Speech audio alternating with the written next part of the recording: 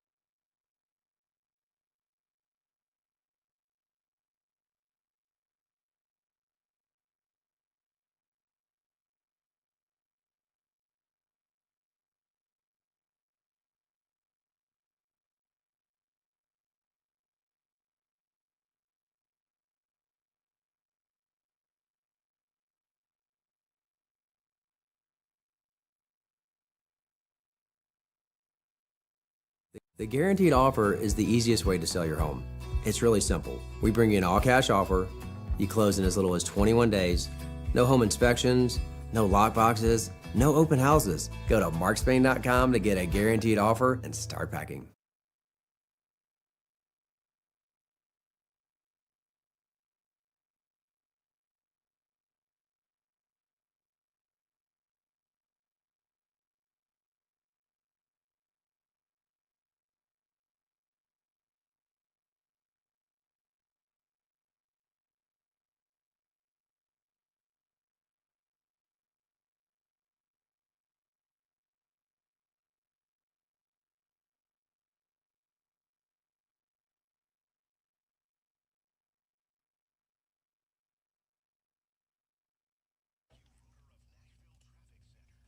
No accidents to report this morning. Everything else is looking open. 65 north and south, 24 and 40, all looking clear. This is Jeff Malinoff. Traffic every 10 minutes, every morning on Super Talk 99.7 WTN.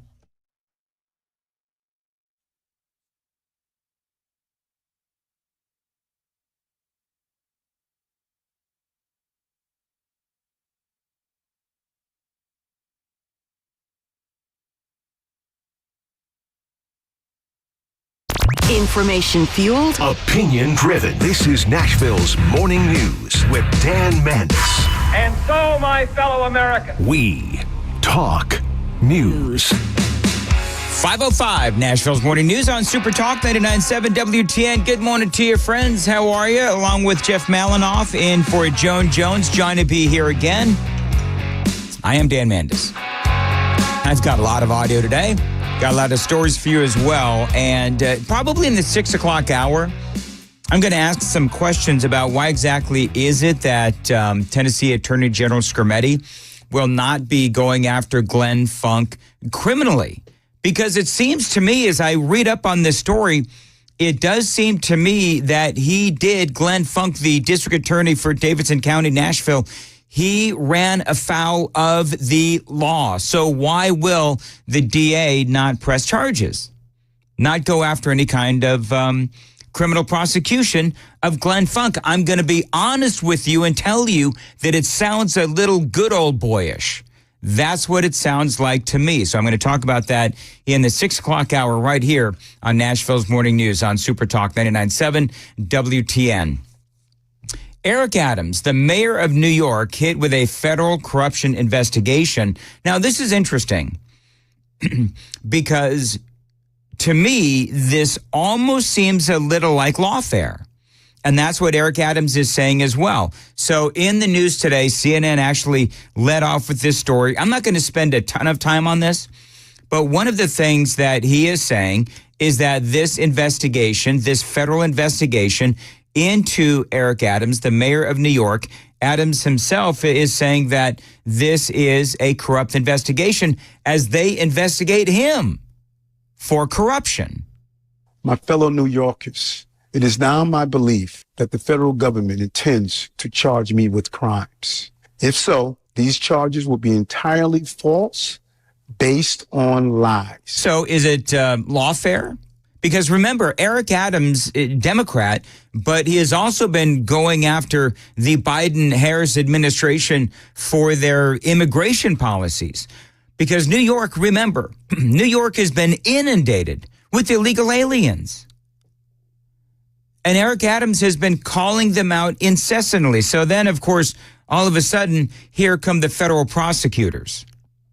This is how the story reads. Mayor Eric Adams has been indicted by a grand jury on charges connected to a federal probe, sources telling the Post, as the defiant mayor claims he was being persecuted by the federal government for speaking about the city's migrant crisis. The historic indictment, they say, the first for a sitting New York City mayor, is expected to be unsealed today, Thursday, by U.S. Attorney Damian Williams, according to the sources. Adams, they say, will surrender to the authorities early next week. Details about the exact accusations remained unclear, but those charges, those accusations are believed to be connected to these allegations of the Turkish government. Yes, the Turkish government illegally funneling money into the mayoral campaign of Eric Adams in exchange for approval of the Turkish consulate in Manhattan, according to sources. Sources also telling the city that the mayor is facing a charge of acting as an unregistered foreign agent after accepting donations from foreign entities. For months, leaks and rumors have been aimed at me in an attempt to undermine my credibility and paint me as guilty. A few others may also be named in this indictment, again, according to the New York Post and others. Now, corruption has followed Eric Adams since day one, they say. The feds have asked for all communications between his campaign and his administration with Israel, South Korea, Qatar or Qatar, Uzbekistan, China, and again, as we just mentioned, Turkey. Also of note, the homes of various Adams administration officials were raided back on September 4th. Enough. I will fight these injustices with every ounce of my strength and my spirit. If I'm charged, I know I am innocent. I will request an immediate trials so the New Yorkers can hear the truth. All right. Well, there have been a number of resignations from his administration as of late. So the whole thing is crazy because one of the questions, people will say who are critics of Eric Adams, which, by the way, I have been a critic of Eric Adams. I'm just trying to tell you there's going to be the news headlines that you're going to hear. And then there is the perspective that Eric Adams is saying, I am being persecuted. By the way, just like Donald Trump. has been persecuted. It's called lawfare. It's called you show me the crime, you show me the man, I will find you a crime. I mean, that's basically how that works. So, for example, with Donald Trump, the Democrats wanted to take him out. They wanted to take him out politically. So Donald Trump is the man. Let's figure out ways that we can go after him legally, criminally. Well, they're doing now the same thing to Eric Adams, to the point where there have been a number of resignations from his administration here in the last several months. So, yeah, to me, again, this is lawfare. And by the way, I don't know if he has actually done anything wrong or not, but it does look very suspicious. So again, remember, he's been very vocal about Harris's border. He's been very loud and very aggressive about it. He's been talking about it for a long time. Despite our pleas, when the federal government did nothing as its broken immigration policies overloaded our shelter system with no relief, I put the people of New York before party and politics. So now the question is he being targeted by the federal government because of any possible crimes? Or, again, is this yet another example of the Democrats utilizing lawfare? Because realize that just about everything that the Democrats have tried to throw at Donald Trump from a lawfare perspective, they have been losing in court.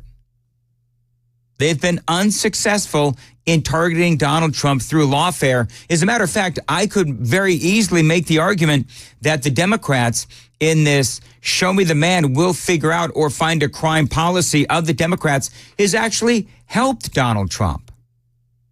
Perhaps the same can be made of Eric Adams. I don't know. I'm no fan of Eric Adams. I'm no fan of the Democrats. I'm certainly no fan of the federal government, and I'm no fan of Merrick Garland. The U.S. Attorney for the Southern District of New York is a guy named Damian Williams, by the way. So I looked up Damian Williams. A few things jump out. Damian Williams, the guy going after Eric Adams, the mayor of New York, who has been critical of Kamala Harris and Joe Biden and their open borders. Damian Williams was supported going through school by a scholarship from the Soros family. Yes, the same Soros family that favors open borders.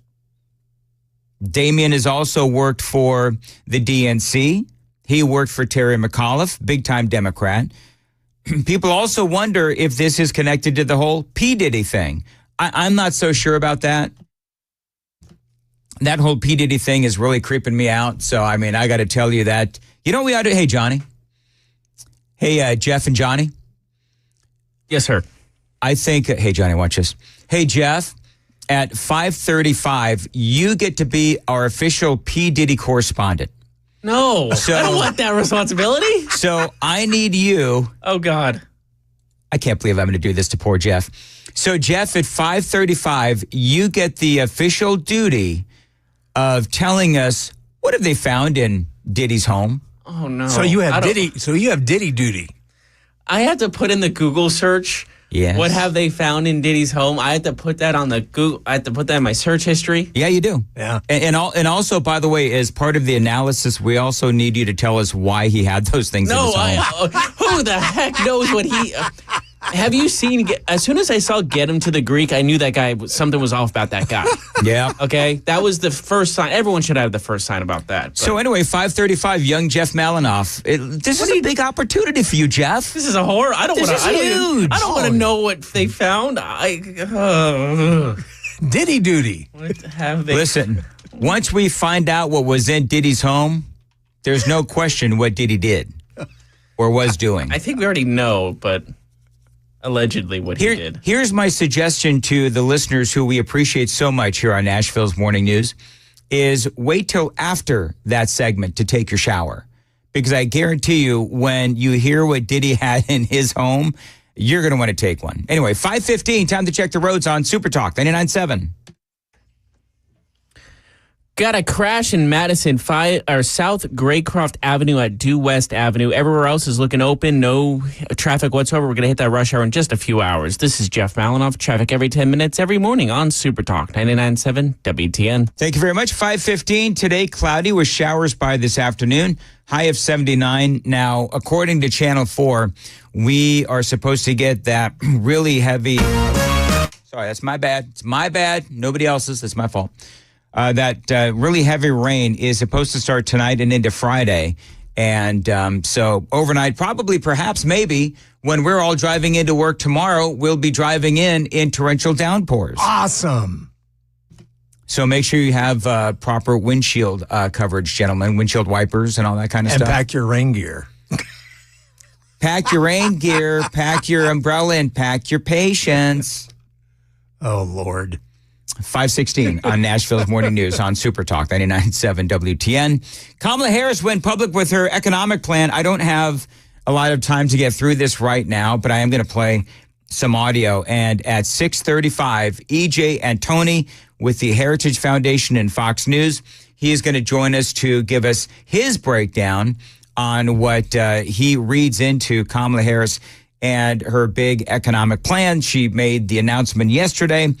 And basically the bottom line is, and trust me when I say I'm going to get into all kinds of details here as the morning progresses.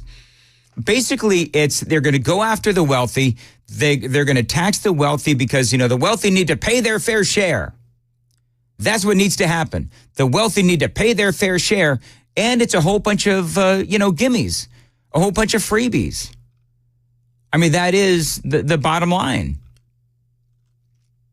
A lot of people are talking about what she is doing and what she is not doing. But again, just as far as an overall discussion of Trump's plan versus hers, here's what she told MSNBC and Stephanie Rule. Tax cuts for the billionaires and the top corporations in our country, and then not really paying much attention to middle-class families. Right. My perspective on the economy is when you grow the middle class, America's economy is stronger. And there's empirical evidence to prove my point correct. All right, so that is Kamala Harris. This from The Hill, just going to tell you that when she says that the Trump tax cuts did not help the middle class, the Trump tax cuts actually did help the middle class.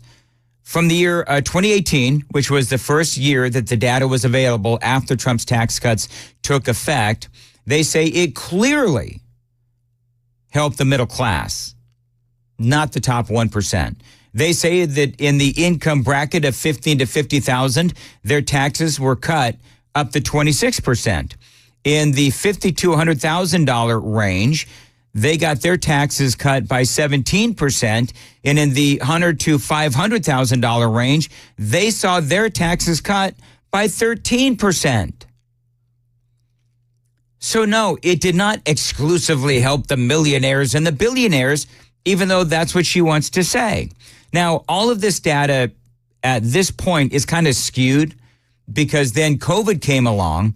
It kind of wrecked everything, including our economy. Then Biden takes over, and he wrecked the economy as well.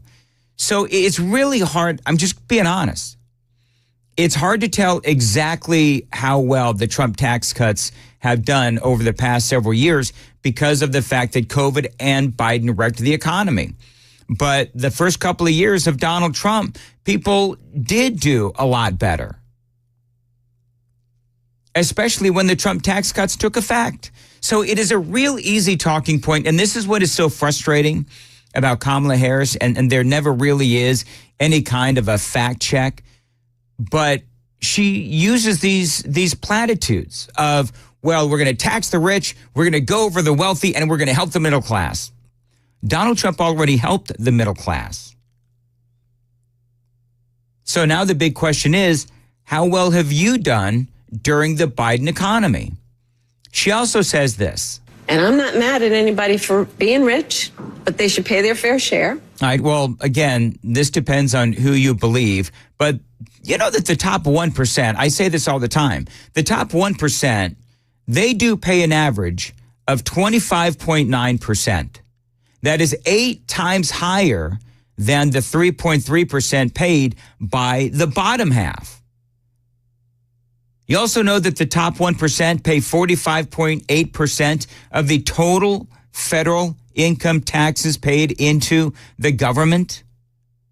That's right. So when she says... And I'm not mad at anybody for being rich, but they should pay their fair share. They are paying their fair share. A simple Google search, my friends, will tell you that. Here's more. The top 50% of American earners, taxpayers, pay 97.7% of all federal income taxes. The bottom 50% in earners paid 2.3%. So when she says the rich, and I'm air quoting the rich, when the rich are accused of not paying their fair share, what exactly is it that she means? And again, it's like empty promises, empty platitudes, and outright lying. That is what Kamala Harris is doing. But believe it or not, there is now some fact checking that is going on as it relates to Kamala Harris and her claims that Donald Trump and his manufacturing jobs plummeted, which is something else that she talked about yesterday. So the story does continue right here on Super Talk 99.7. There's that sounder, and there's Jeff Malinoff. Jeff, what's coming up in the news at 5:30? Well, we have the New York City mayor facing those criminal charges. Also, an increase in thefts with the new iPhone being released. Those stories coming up at 5:30 on Super Talk 99.7 WTN.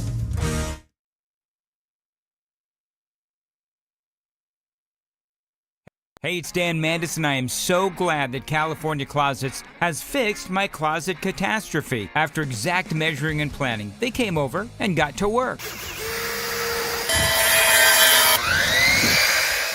Yeah, once it was all plotted out on their 3D CAD system, the pieces are measured, cut, and precisely installed into my space. It was clean, fast, and professional, and above all, my new closets look and function great. Now, this was my dormer, and now this is my new dormer thanks to California Closets. Look at all of this added space for shirts and shoes, you name it, and it is cut so precisely, simply amazing. And my old closet that has now been reborn as the ultimate in style and functionability, making the best use of the space that I had. They can work on just about anything: bedrooms, garages, home offices, closets, pantries, and so much more. Find them online, CaliforniaClosets.com, and see what they can do for you. You can schedule a free design consultation. Mention my name, CaliforniaClosets.com.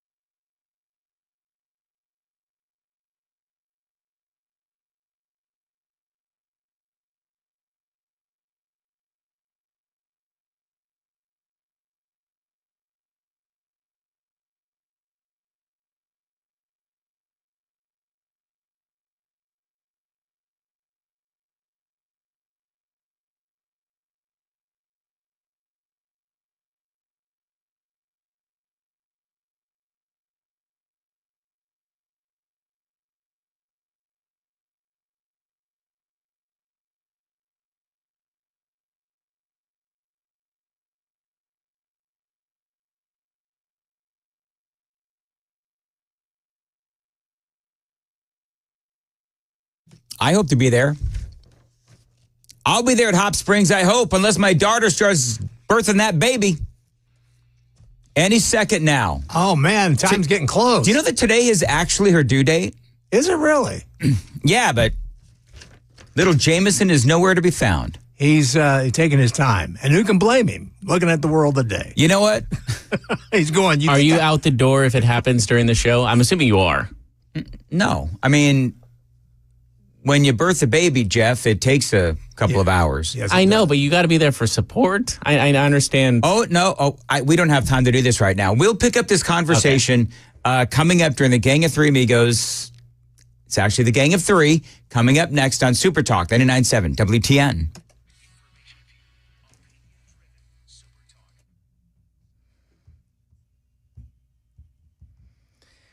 It's 5:30. I'm Jeff Malinoff with your top stories. It's still 60 degrees. Expect rain later on the night. That full forecast in 5 minutes. New York City Mayor and former police chief Eric Adams has been indicted on at least one federal criminal charge. ABC's Rhiannon Alley with the story. City Mayor Eric Adams is vowing to fight the charges in a federal indictment as he faces growing pressure to resign. Leaks and rumors have been aimed at me in an attempt to undermine my credibility and paint me as guilty. I will fight these injustices with every ounce of my strength and my spirit. Adams will be the first sitting mayor of New York to face criminal charges, but we still don't know what those charges are. The indictment remains sealed. Mayor Adams also made a statement regarding these charges and says he will not resign. Many may say I should resign because I cannot manage the city while fighting the case. Make no mistake, you elected me to lead this city, and lead it I will. I humbly ask for your prayers and your patience.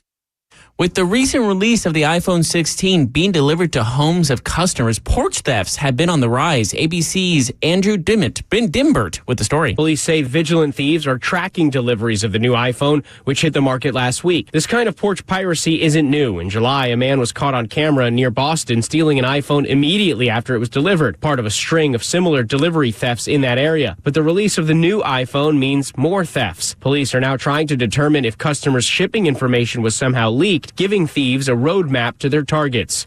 Market Numbers Report brought to you by Beacon Capital Management, online at beaconcm.com. Before the bell later on today, all three are looking up. Dow is at plus 200, S&P 500 at plus 45.50 and 45.50, and NASDAQ is at plus 278. That's the latest news. Traffic and weather is next. I'm Jeff Malinoff, WTN News.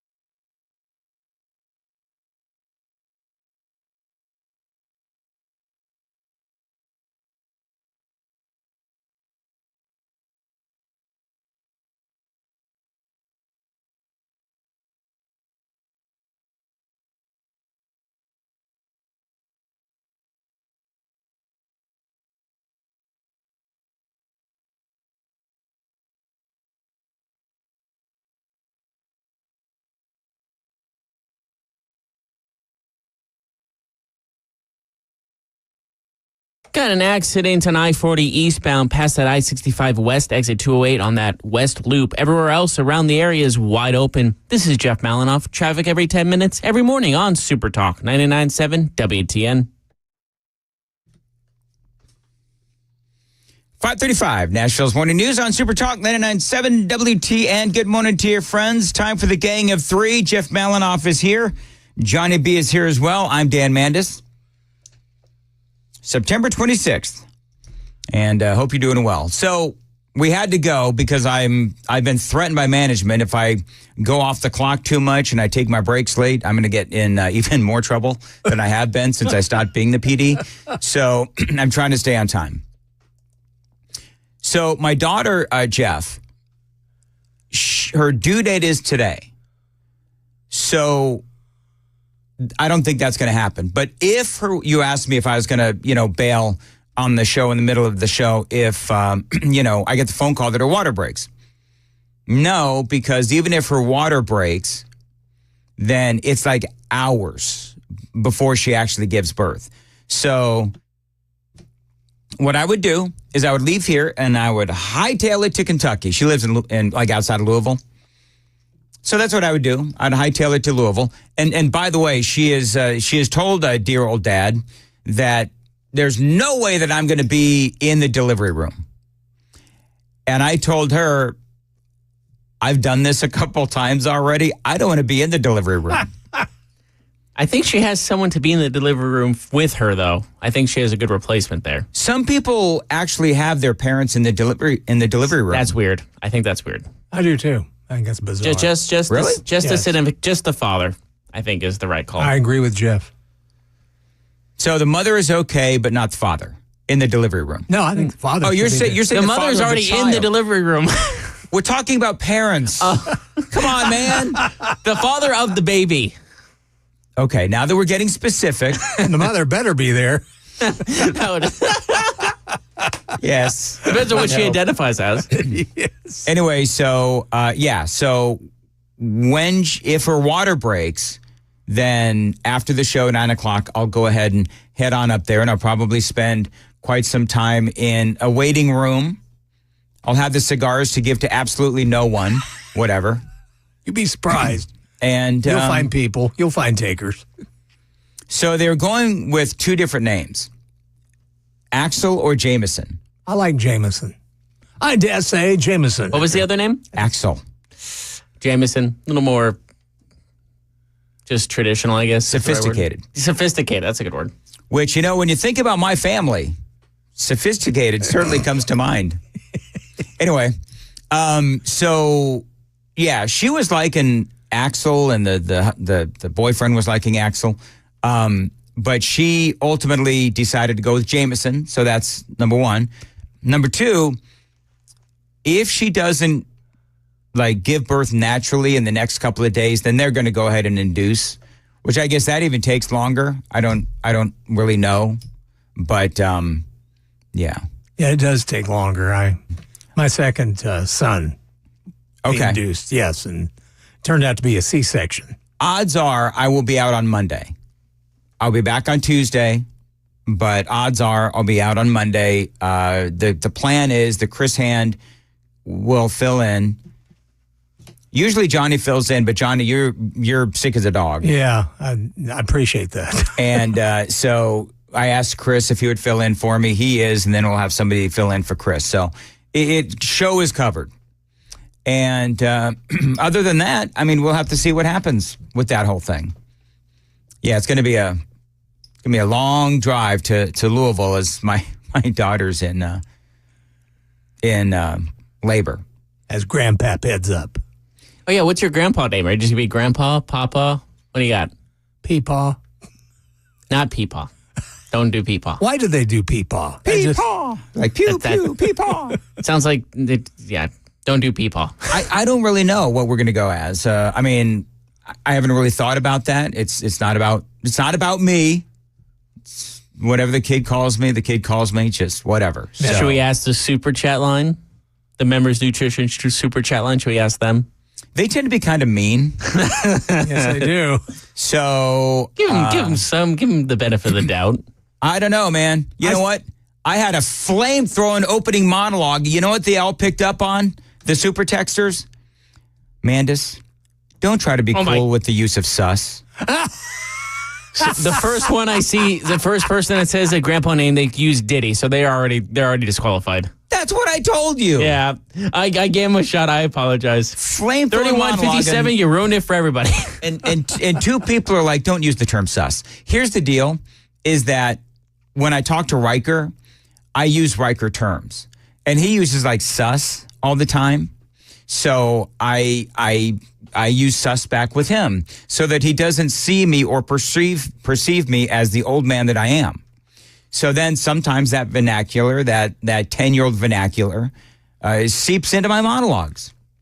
But from now on, I will go ahead and I will, just for the super texters, I'll go ahead and unhip my monologues just for you people. Oh, so someone said Grandpa Buddy, and that was my grandpa's name. Grandpa Buddy? Yeah, Grandpa Buddy was, God rest his soul, that was my grandpa's name.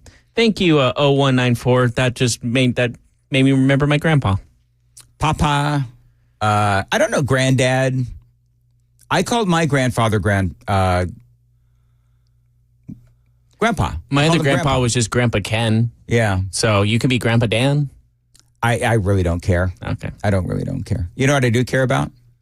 Jeff, do you know what I care about? Finding out what I found about Diddy. What did they find at Diddy's house? Because you have Diddy duty. I have some interesting discoveries here. All right. Boy.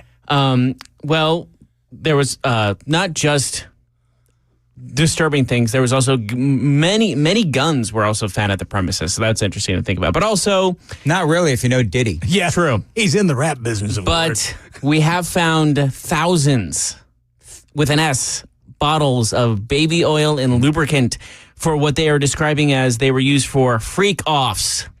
Now, we've talked about freak-offs before. We've spoken about freak-offs before. Does anybody know what a freak-off is? I don't want to give you the definition. I don't think we can really go into detail about that. It's pretty basically insane. what it is. Basically what it is, escapades that are then taped and then used to make sure that either that person will always come back. Like, in other words, they're taped so that they have something on the victim. Blackmail, basically. Blackmail. Epstein style. Epstein style. And then they'll be sure to come back as well. So don't go to the authorities and you'll come back because we have you on tape. That's what they're calling this, which is freak-offs. And I'm assuming that your average freak-off, Diddy style, is like, you name it, it's on with Diddy. Your imagination and even more, probably. That's exactly right. Yeah. Now, why 1,000 bottles? That's the weird thing. Well, he doesn't want them running out. Well, they're they don't go bad, I don't think. So just stock up. He'll have plenty on hand. 1,000? No, thousands. Thousands, yes. Okay, whatever. Yeah. He has a whole room full of it, probably. Yeah. Allegedly. And toys. Yeah, they found some toys. Yeah, they found some toys. You want to talk about that? No, we won't go into detail. No, please. No details. Listen, God. This is Nashville's morning news, and I pride myself on giving details on stories. I understand that, but we also have. Can I change the subject? We have children that may be listening. And, moving on. Yes, I have something else we could talk about. By the way, kids, don't do this at home. No, go ahead, Jeff. Please don't. Well, the A's are having their last game today in Oakland, but before then, I think last night or 2 nights ago, fans were taking seats from the Coliseum because they're like, I'm season ticket holders. This is my seat. I'm taking it. So they're literally taking it out of the ground and taking it with them. So hold on, back up. So the Oakland A's are finally leaving that crap hole of Oakland? Correct. Where are they going? Next year, well, they're going to Vegas, but as the stadium is being built, guess where they're going next year as it's being built? Guess where they're going? Where? I don't know, man. Think of another terrible Diddy's city in house. California besides LA. Another Sacramento? Correct. Ding, ding, ding. Really? Congratulations. Yes. So the A's my are going to hometown. Sacramento. Yes. Sutter Health Field. That's where I went as a kid a bunch. The AAA stadium there. The Rivercats, they play there, but they're going to play there now. So now the people of Oakland are ripping up the seats, are they? Are you surprised? No. Yeah. They steal everything in Oakland. Why not the seats? Yeah, I don't think there's not going to be I don't know. Okay. I don't know. Like, honestly, I'm expecting them to demolish that Coliseum. It's been around since the 60s. It's an old the Raiders fled to Las Vegas. Now the Oakland A's are going to Las Vegas. And but that's happened before, not just in Oakland. I mean, that happens. That happened. I think that happened at Ebbets Field when they tore down the Brooklyn Dodgers stadium. Correct. I don't think I just ever seen not one franchise, but two franchises from two separate leagues go to the same city, like leave the same city and go to the same city. You know what I mean? I don't think I've ever seen that before. Usually it's one city or one team, but both teams in the same city moving to the exact same city. I got a close. You're a sports guy, right, Malinoff? Yeah, of course. All right, so let me teach you something, Jeff.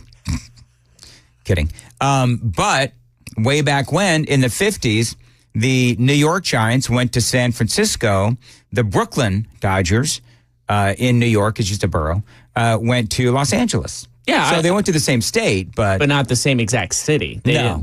And the crazy part is, I think it looks like the A's are going to get a whole new baseball stadium. So Vegas just paid for a multi-billion-dollar Allegiant Stadium for the Raiders. Now they're going to pay another multi-billion stadium for the A's. So the taxpayers are probably not going to be happy with that. Yeah, but you know what? They pull in Las Vegas, they pull in a lot of, and I haven't seen the details of the plan, but oftentimes they'll work in like a hotel tax, a sin tax, whatever, so that the people that actually live in Nevada aren't actually paying for it. It's maybe a mix of higher taxes, but it's also hotel tax, casino tax, those kinds of things where you tax the visitors to Las Vegas or Nevada. I have to look at like where their location is. I think it's going to be closer to the Raiders Stadium, which is kind of outside the strip, but we'll see what happens. You know what? I can't wait because I think the Oakland A's, I mean, they have been suffering for a long time. Well, it's also because the owner refuses to pay players. Like, they had always the lowest budget. I saw Moneyball. I know exactly. I mean, it was worse than Moneyball. Brad Pitt was asking for so much more money, and he just never got it. He just needed a little bit more, and he'd get the owners that championship. Well, here's what's going to happen. That's a quote from the movie, by the way. Here's what's going to happen. They're going to move once they're in Vegas. Once they're officially in Vegas, they're going to spend money like it's nothing. Then they're going to pay hundreds of millions of dollars for players. They refused to do it until they basically refused to get good talent until they were guaranteed a new stadium in Oakland. Since they didn't get it, they had the lowest payroll. But now they're going to go to Vegas with a huge stadium with huge expenses. They're going to spend all that money for players to come there and get people going to the games. That's what's going to happen. Well, you know, they lost Giambi. They lost Damon. They were being gutted. Again, another quote from Moneyball. I was about to say, that's from like 2006. I could do this all day long. Moneyball is one of my absolute favorite movies of all time. All right, so I think the A's will do better. I think part of that is just that Oakland itself is crumbling. And it's not funny. I mean, I could make jokes all day long, but Oakland itself is crumbling. The reason Oakland is crumbling and the reason San Francisco is having the issues that it's having is because of Democrat rule. And so you see that all the time. I don't know who's in charge of Las Vegas. I don't know any of that, but I can tell you that clearly Oakland is having its fair share of problems.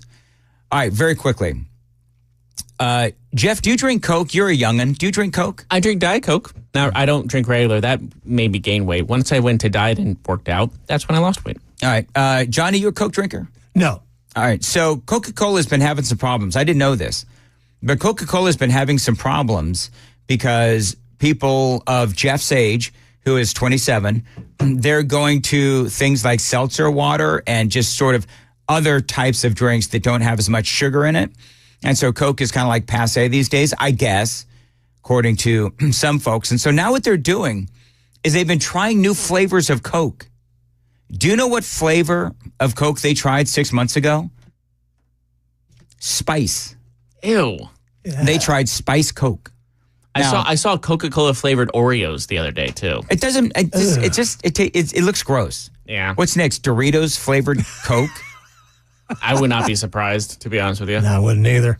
And Coke, of course, has apparently gone woke. You guys heard about that? Oh yeah, that's not surprising. Yeah. So they have these Coke cans that can be personalized, and apparently you could put, you know, Harris Walls 24 on there. You could put Satan on the Coke. can, you could put, pretty much anything you wanted. What you couldn't put on the Coke can, according to social media, which blew up yesterday on this, you couldn't put, Trump 2024. I don't know about Make America Great Again, but you couldn't put anything that was positive to Donald Trump or conservatism. You couldn't even put in there Jesus, which is weird because that also leaves out people named Jesus. So, I mean... I didn't even think about that. Yeah. So Coke, of course, came out and said, oh, no, it's just a glitch. That's all this is. Yeah, right. It's just a glitch. It's like conservatives are like, we're going to boycott. But, I got a question. Coke is fixing the glitch. Why is it the glitches are always, and I said this before several weeks ago, why is the glitch always in the favor of the Democrats? Exactly. Like we had the home virtual assistant thing. Remember that? Named after a woman. And you'd ask her about presidential candidates and you'd ask her about Donald Trump. Why should I vote for Donald Trump? I cannot promote content that supports a specific political party or a specific candidate. Right, but then you'd ask about Harris. Why should I vote for Kamala Harris? Well, there are many reasons to vote for Kamala Harris. It goes on for like a minute and a half on why they should vote for Kamala Harris. And so, the folks over there at, this company, is it Amazon? Amazon, they said, well, it's just a glitch. That's all it is. And of course, yes, it got fixed. But again, I stand by my comment. Why is it that the glitches always are in favor of the Democrats and never, never, never help Donald Trump? I find that... We know the answer. Well, it's even in polling. That's what kills me. That's right. Even in people doing polls, if they start saying they're a supporter of Donald Trump, or if they say they're a conservative, they're thrown off. Exactly. I mean, listen, I find that sus. Do you see what I did? Full circle. Very good. On that segment. Oh, that challenge is going to blow up. Absolute full circle. That's a master at work right there. That is, well, I'm not sure about that. Anyway, 5:52, Jeff Malinoff, who, by the way, handled Diddy duty flawlessly. Yes, he did. Congratulations, Malinoff. I don't know what to think. Now, let's see how your next newscast is going to go at 6 o'clock. What's coming up? Well, we have a preview of the GDP report coming later today. Also, Hurricane Helene getting stronger as it gets closer to Florida. Those stories at 6 on Super Talk 99.7 WTN. I think, Johnny, what we need to do is because, part of this is initiation until Joan Jones gets back. I think we need to... We need to initiate young KGB Jeff Malinoff. So I think what we need to do, Johnny, is in honor of Hurricane Helene. Is that what it is? Helene. I think we... Oh, Helene. I think what we need to do is have Jeff sing Come On, Helene to the tune of Come On, Eileen. I think that'd be great. Come on, Helene. Oh, Go ahead, Jeff. Go ahead. My mom hates my singing voice. You think I'm going to sing in front of all these people? Absolutely not. Listen, I've done it, and I get mocked mercilessly on this radio station by the host, the producers, and the listeners. You're proving my point of not singing. Listen, I said one time in an interview, the secret to being a good talk show host, which I'm not one, but the secret to being a good talk show host, if I was, you can never be afraid to be made fun of. You have to be unique and you have to be yourself. And so in the 6 o'clock hour, we'll be singing Come On, Eileen to the tune of Come On, Eileen. That's what we're going to do. DT McCall's, I'll go ahead and start talking. May as well. It's Helene, by the way. Whatever. I don't care. You know what, Johnny? Facts don't matter. No, they don't. We just want the song. Moving right along, DT McCall's. If you need anything for your house, go to my place, DT McCall's. Now, they've been doing business with Middle Tennesseans for 100 years, generational growth, because they do it all at DT McCall's. Great value, outstanding merchandise, and terrific customer service. Now, as you know, I bought my oven there at DT McCall's a while ago. Up next, a washer and dryer. Now, when I needed that oven, I found exactly the oven that I wanted at the price I wanted to pay. They also deliver for free and haul away the old stuff. Now, DT McCall's is a great American company, great Tennessee company that has indoor and outdoor furniture, appliances, kitchen appliances, and all the best brands. Financing options are also fair and reasonable. They know the times are tough right now, so they're going to do what they can to give you every opportunity to get what you need. Now remember, again, they have as many of their items made right here in Tennessee because they love Tennessee. They want to keep the dollars local. 5 locations across Middle Tennessee: Carthage, Cookeville, Lafayette, Lebanon, Franklin, always online, dtmccalls.com.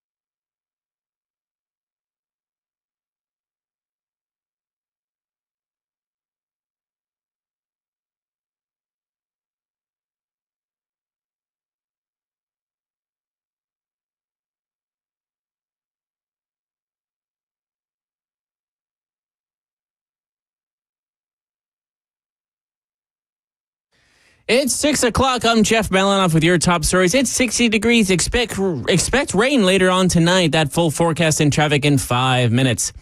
The GDP report to be released later today looks to be slowing down. Here's ABC's Daring Albinger. The gross domestic product is a composite of all the goods and services the U.S. produces in a given time period, which contribute to the growth of the economy. Economists surveyed by the Dow Jones Newswires and the Wall Street Journal expected to show 2.2% growth in the first quarter. That's down from the 3.4% growth in the fourth quarter and slower than the 2.4% pre-pandemic. With Hurricane Helene getting stronger, many are evacuating before the storm hits later tonight. Here's ABC's Rena Roy with more. The National Weather Service calling it catastrophic and or potentially unsurvivable. Mandatory evacuations have been ordered in at least 20 Florida counties. The other big concern, power outages, which could extend well inland. Some sports news. Today, the A's will play their final game in Oakland before heading to Sacramento as their new stadium in Las Vegas is being built. ABC's Alex Stone with the story. It's a sad day at the Oakland Coliseum, the giant concrete structure that so many A's fans grew up in, watching their team, the history, Catfish Hunters, 1968 perfect game, the Bash Brothers, Jose Canseco and Mark McGuire, Ricky Henderson stealing bases. Concession workers have no jobs after today. It's more sadness, It's sad that they're leaving. And in Oakland, there's anger at the owner of the A's for uprooting the team after 57 years. Alex Stone, ABC News. Market Numbers Report brought to you by Beacon Capital Management, online at beaconcm.com. Here's Jim Ryan. From ABC News, Wall Street now. After hitting new record highs Tuesday, the Dow Jones and S&P 500 slipped yesterday. The Dow giving up 293 points to close back under 42,000. The S&P losing 0.2%. The Nasdaq gained a fraction. Global tech shares rallied overnight after U.S. chipmaker Micron posted revenue guidance that beat analysts' expectations. Micron is a major supplier of semiconductors to artificial intelligence data centers. UPS says it needs about 125,000 extra people to help move the holiday crush of packages. The company says most of the positions don't even require an interview. Applicants can get an offer in as little as 10 minutes. UPS and its competitors will be busy this year with online holiday shopping expected to hit a record $241 billion, up nearly 8.5% from 2023. Adobe Analytics says 40% of shoppers will use AI tools to help look for deals. Jim Ryan, ABC News. Futures are looking up ahead of the opening bell later today. Dow at 0.5%, S&P 500 at 0.8%, and Nasdaq up 1.46% as of right now. That's the latest news. Traffic and weather is next. I'm Jeff Malinoff, WTN News.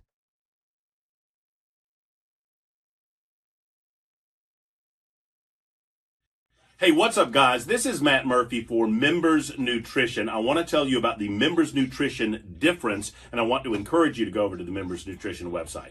Number one, they believe at Members Nutrition that they can sell vitamins and supplements at a lower cost point, and they're doing it every single day at membersnutrition.com. Number two, they want to make these products right here in the United States of America, not from some overseas company, and they do that every single day. I encourage you to go to membersnutrition.com. You'll get 50% off your purchase price at checkout. You don't have to put in any codes. Just go to membersnutrition.com. Once again, membersnutrition.com.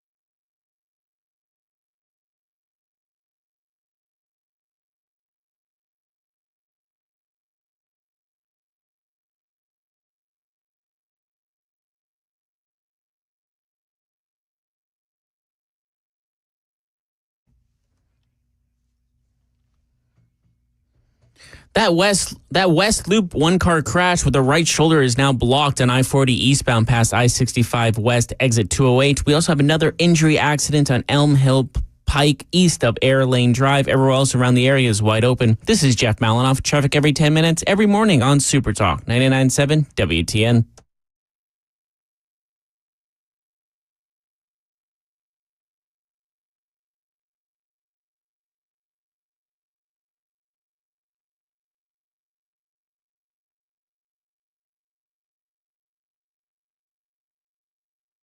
Information fueled, opinion driven. This is Nashville's Morning News with Dan Mandis. And so, my fellow Americans, we talk news. 6:07 Nashville's Morning News on Super Talk 99.7 WTN. Good morning to you, friends. Hey, it's 6:36. EJ and Tony with the Heritage Foundation Fox News. He is going to join us. He's our resident economist for Nashville's Morning News. He's a really smart guy, far smarter than me when it comes to the economy. And he is going to give us his take on Kamala Harris as she tries to fill in the gaps on what she would do economically for this country. And so she had a big old speech yesterday. I've got some audio for you, but she's being fact-checked. And she's being fact-checked, believe it or not, by CNN. So we're going to get into all of the particulars about what she wants to do. A lot of outlets are saying, well, this is breaking news. Kamala Harris is talking about what she wants to do economically. It's really not, because almost everything that she said is things that I have reported to you already here on Nashville's Morning News. And so let's get right to the audio. She keeps touting her plan and saying that all of these economists, right, back her policies. Now, remember that moment from the debate where she said this. The best economists in our country, if not the world, have reviewed our relative plans for the future of America. What Goldman Sachs has said is that Donald Trump's plan would make the economy worse. Mine would strengthen the economy. What the Wharton School has said is Donald Trump's plan would actually explode the deficit. 16 Nobel laureates have described his economic plan as something that would increase inflation. So a while back, we told you that the CEO of Goldman Sachs, because she's talking about Goldman Sachs and how Goldman Sachs is saying that it is her plan that is the right plan for America. David Solomon, the CEO of Goldman Sachs. And I think a lot more has been made of this than should be. What the report did is it looked at a handful of policy issues that have been put out by both sides, and it tried to model their impact on GDP growth. And the reason I say a bigger deal has been made of it is what it showed is the difference between the sets of policies that they put forward was about 0.2%. Okay, so economy grows, okay, if you took these particular sets of policies they looked at, and by the way, we have no idea whether these policies, these things that are talked about will ultimately be implemented, what was the growth impact? And the differential was 0.2%. All right, so basically what he's saying in a economic way of saying it is that Kamala Harris is full of crap. She was lying. And now a spokesperson for Wharton, you know, she commented on the Wharton School of Business. They have come out and said that them touting her plan, saying that her plan was the better plan, was a bunch of BS as well. They say that they actually looked at her plan. They did not find a positive impact for the economy from her plan in literally any future year. And those 16 economists who said that Donald Trump's plans would lead to future inflation, here's what I don't understand. What I don't understand is that they're basically saying these 16 economists are supporting Kamala Harris, okay?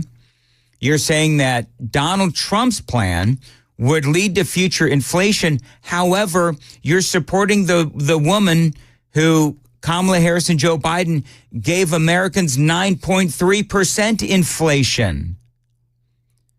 So I think it's obvious that they are speaking from the lens of, I don't know, hating Donald Trump.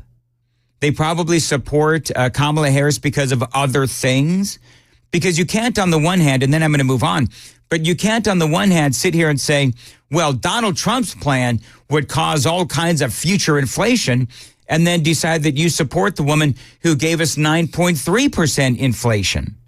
That doesn't make any sense. Now, what does Kamala Harris want to do? What did she announce? Well, it's the same thing that we've been hearing all along.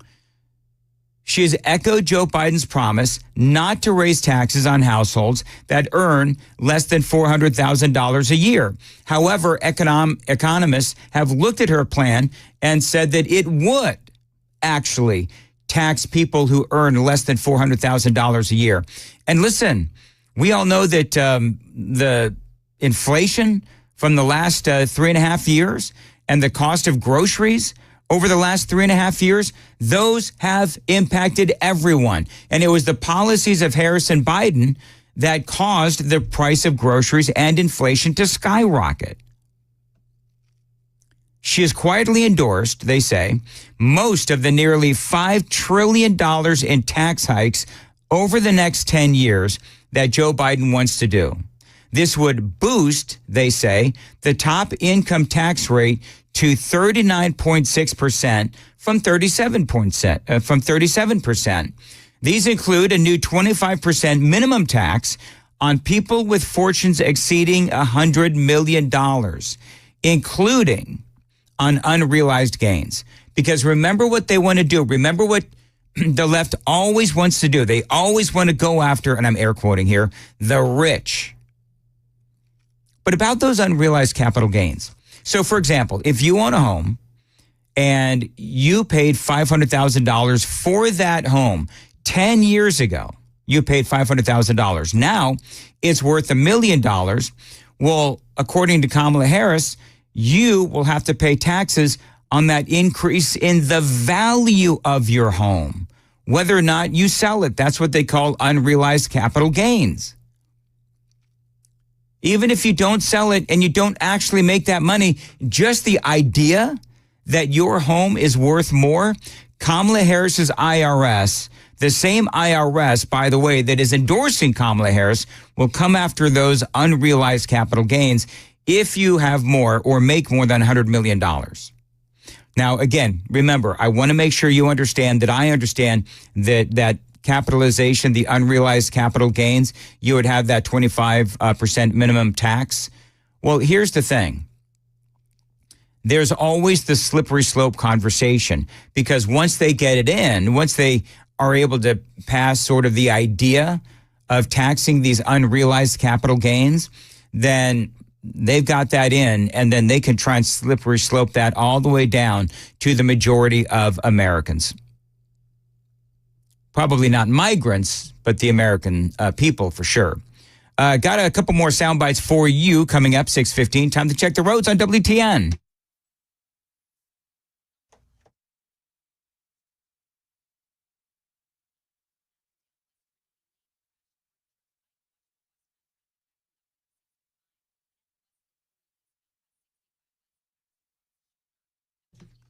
$6:15, cloudy today, showers by the afternoon, a high of 79.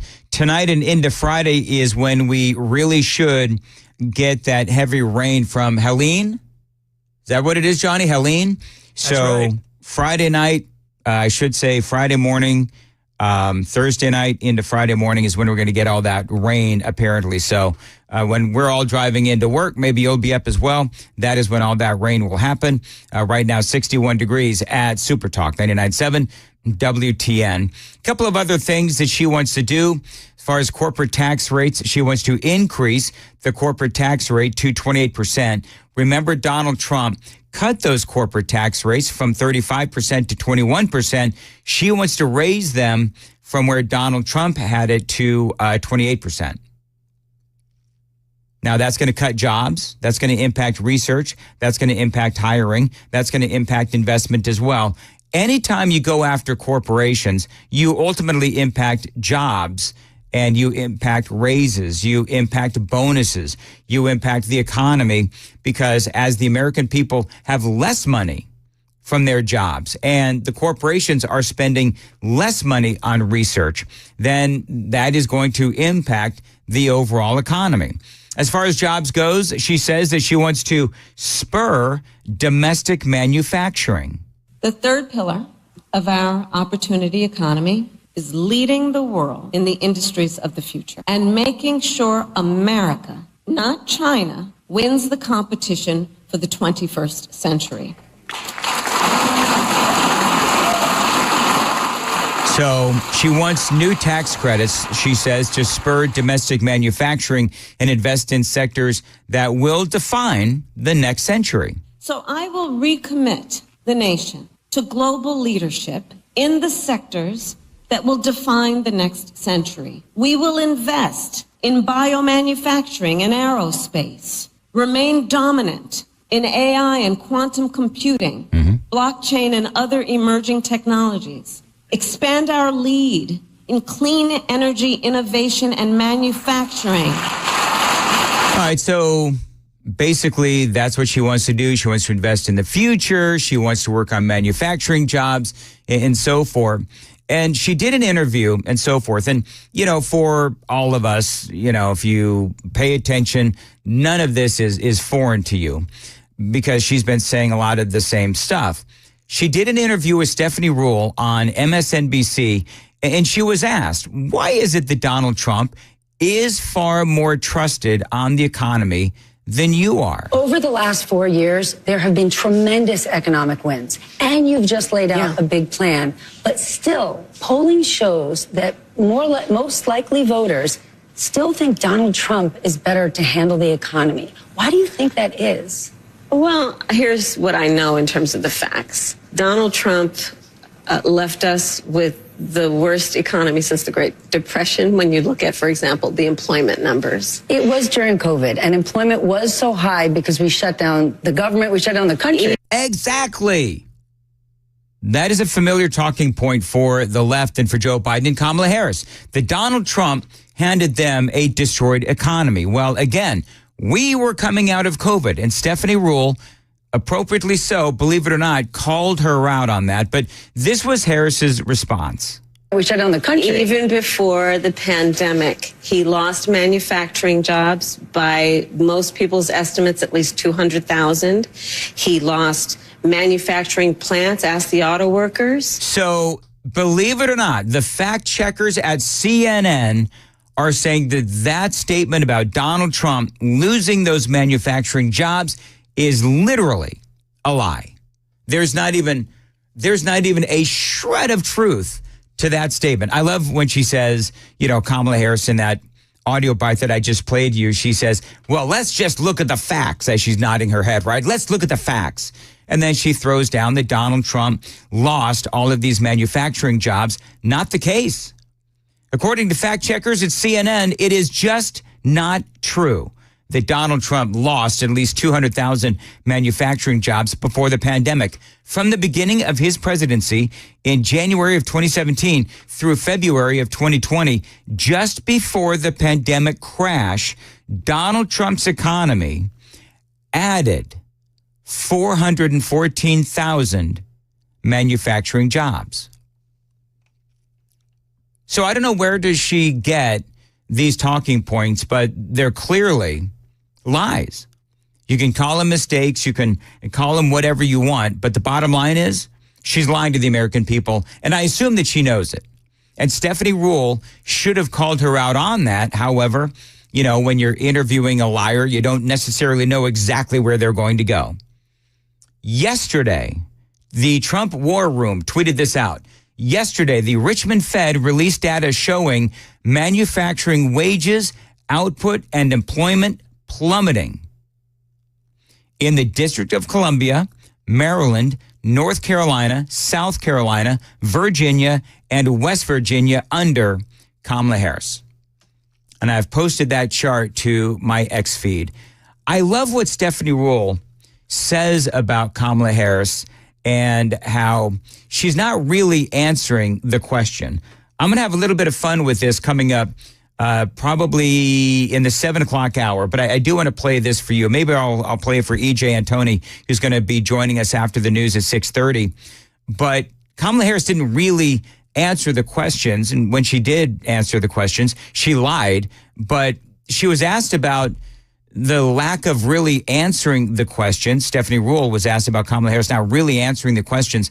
And this is what she said. One could watch that and say, well, she didn't give a clear, direct answer. That's okay, because we are not talking about clear or direct issues. What the hell does that even mean? Can somebody explain to me what that means? I'm going to play it one more time because I know this stuff goes by quick. One could watch that and say, well, she didn't give a clear, direct answer. That's okay, because we are not talking about clear or direct issues. How is it we're not talking, Stephanie Ruhle, about clear and direct issues? We're talking about the economy. We're talking about inflation. We're talking about ways to fix the economy. We're talking about illegal immigration. We're talking about wars all across the world that we are involved in. These are clear and direct issues. I don't really understand what she means by that. It's kind of a rather bizarre statement that she made, and I've got a lot more. Again, E.J. Antoni, his thoughts on all of this coming up at 6:35. Right now, 6:22. Jeff Malinoff is in for Joan Jones. And Jeff, what's coming up at 6:30? Well, we have that Nashville district attorney caught recording defense attorneys' conversations. Also, a man in death row in Japan found not guilty after 58 years. Those stories coming up at 6:30 on Super Talk 99.7 WTN. Thank you very much. It's 6:23. Want to tell you about my friends at Stoltz Co. I really, really like Stoltz Co. The reason I really like Stoltz Co. is because of what they can offer you. They can offer you an incredible pole barn that is built to last the test of time. Now, a pole barn from Stoltz Co., it can increase the value of your land big time. You can use it as a garage, an event space, an equestrian building. You could just live in it. The thing is, pole barns from Stoltz Co., they are flexible. They are built really well. And yes, they are going to last a long time. You can also, by the way, plan ahead and build your retirement home. Now, Stoltz Co., they are the premier pole barn builders here in the state of Tennessee. A lot of folks in the city like to use them as barn dominiums as well, so you can build one as sort of a getaway to the country. Find a piece of property in the country. You live in the city, fine, but, build a barn dominium in the country and go there on the weekends or for a 3 or 4 day weekend. Again, these barn dominiums from Stoltz Co., they are flexible and you can do just about anything you want with them. So call them and they'll give you ideas on pricing right over the phone. If you don't really know, sort of like, let's say you have a piece of property, you have land and you don't know what to do with it, and you're thinking about maybe some sort of a pole barn, they could give you all kinds of ideas. 615-622-5992, 615-622-5992. Tell them Dan told you to reach out. Also, you can find them on Instagram and Facebook as well. Also, at their website, stoltzco.com, STOLTZCO, stoltzco.com.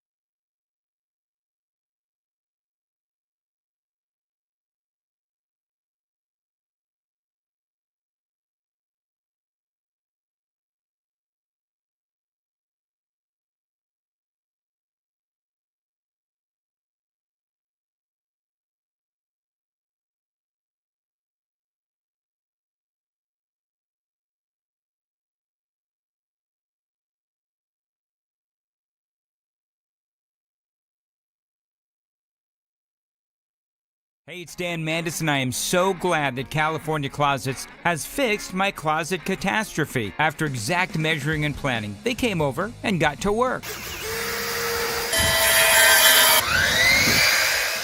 Yeah, once it was all plotted out on their 3D CAD system, the pieces are measured, cut, and precisely installed into my space. It was clean, fast, and professional, and above all, my new closets look and function great. Now, this was my dormer, and now this is my new dormer thanks to California Closets. Look at all of this added space for shirts and shoes, you name it, and it is cut so precisely, simply amazing. And my old closet that has now been reborn as the ultimate in style and functionability, making the best use of the space that I had. They can work on just about anything: bedrooms, garages, home offices, closets, pantries, and so much more.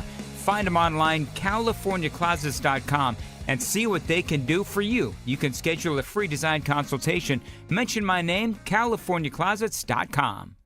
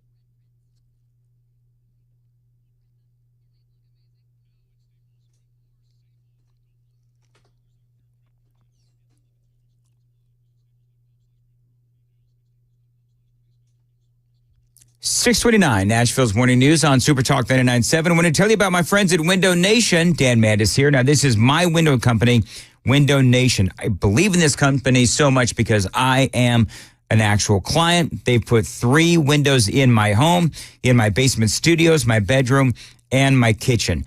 They look fantastic. They are energy efficient as well. Now, this means that you're saving money on the purchase, on the install, and yes, on your energy bill as well, because right now they've got a great deal going on. You're going to buy 2 windows. You're going to get 2 free. You're going to pay nothing with no interest for 2 full years.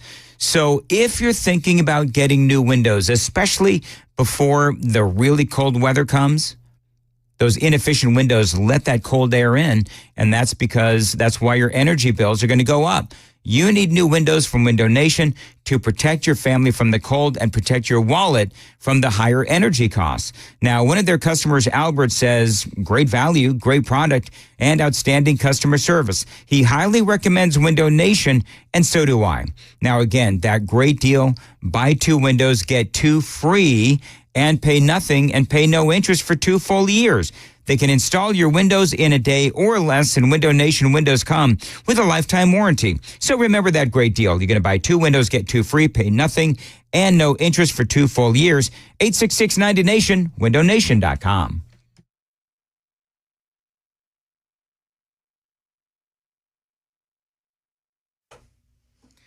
It's 6:30. I'm Jeff Malinoff with your top stories. It's 60 degrees with the sun rising. Full forecast and traffic in 5 minutes.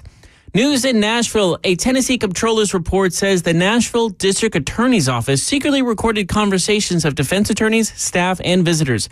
News 2 spoke to John Dunn with the comptroller's office about it. That is a fundamental violation of U.S. constitutional rights that people have to effective assistance of counsel. It's potentially a violation of state law and the wiretapping statutes within state law. It's also against the rules that attorneys are held to, the standards that attorneys are held to. The state attorney general's office says it will not prosecute Funk because it doesn't think there is enough evidence to get a conviction. Funk's office says they never violated any laws. News overseas, a man who has been on death row in Japan for almost 60 years is found not guilty of murder. ABC's Tom Rivers has the story. A Japanese court has found that 88-year-old former boxer Iwao Hakamada not guilty in a retrial of a 1966 quadruple murder case. The presiding judge acknowledged multiple fabrications of evidence. Hakamada was not the culprit, thus ending a 58-year-long legal battle. His acquittal, the 5th death row convict to be found not guilty in post-war Japanese criminal justice. The case could now rekindle debate around abolishing the death penalty in Japan. Tom Rivers, ABC News at the Foreign Desk. That's the latest news. Traffic and weather is next. I'm Jeff Malinoff, WTN News. Thank you, Jeff. 6:33. Dan Mandis here. Fall is here. The pumpkin spice takeover has begun. And Busy Bee Plumbing, Heating, and Cooling has some great offers just for you and just for listeners to WTN. Now, first of all, they are your Rude Pro partner, and man, do they have some great deals. Let me run through some of them. How about a free Wi-Fi thermostat on qualifying new HVAC systems? You can control your HVAC system from anywhere.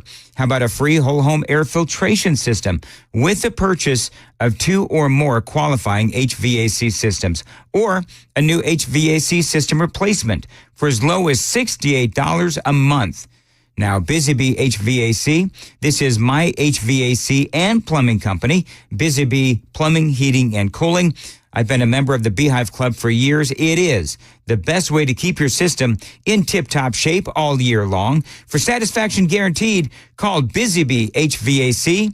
They are your Rude Pro partner, 615-775-7833, 615-775-7833. You can find them online, busybeehvac.com.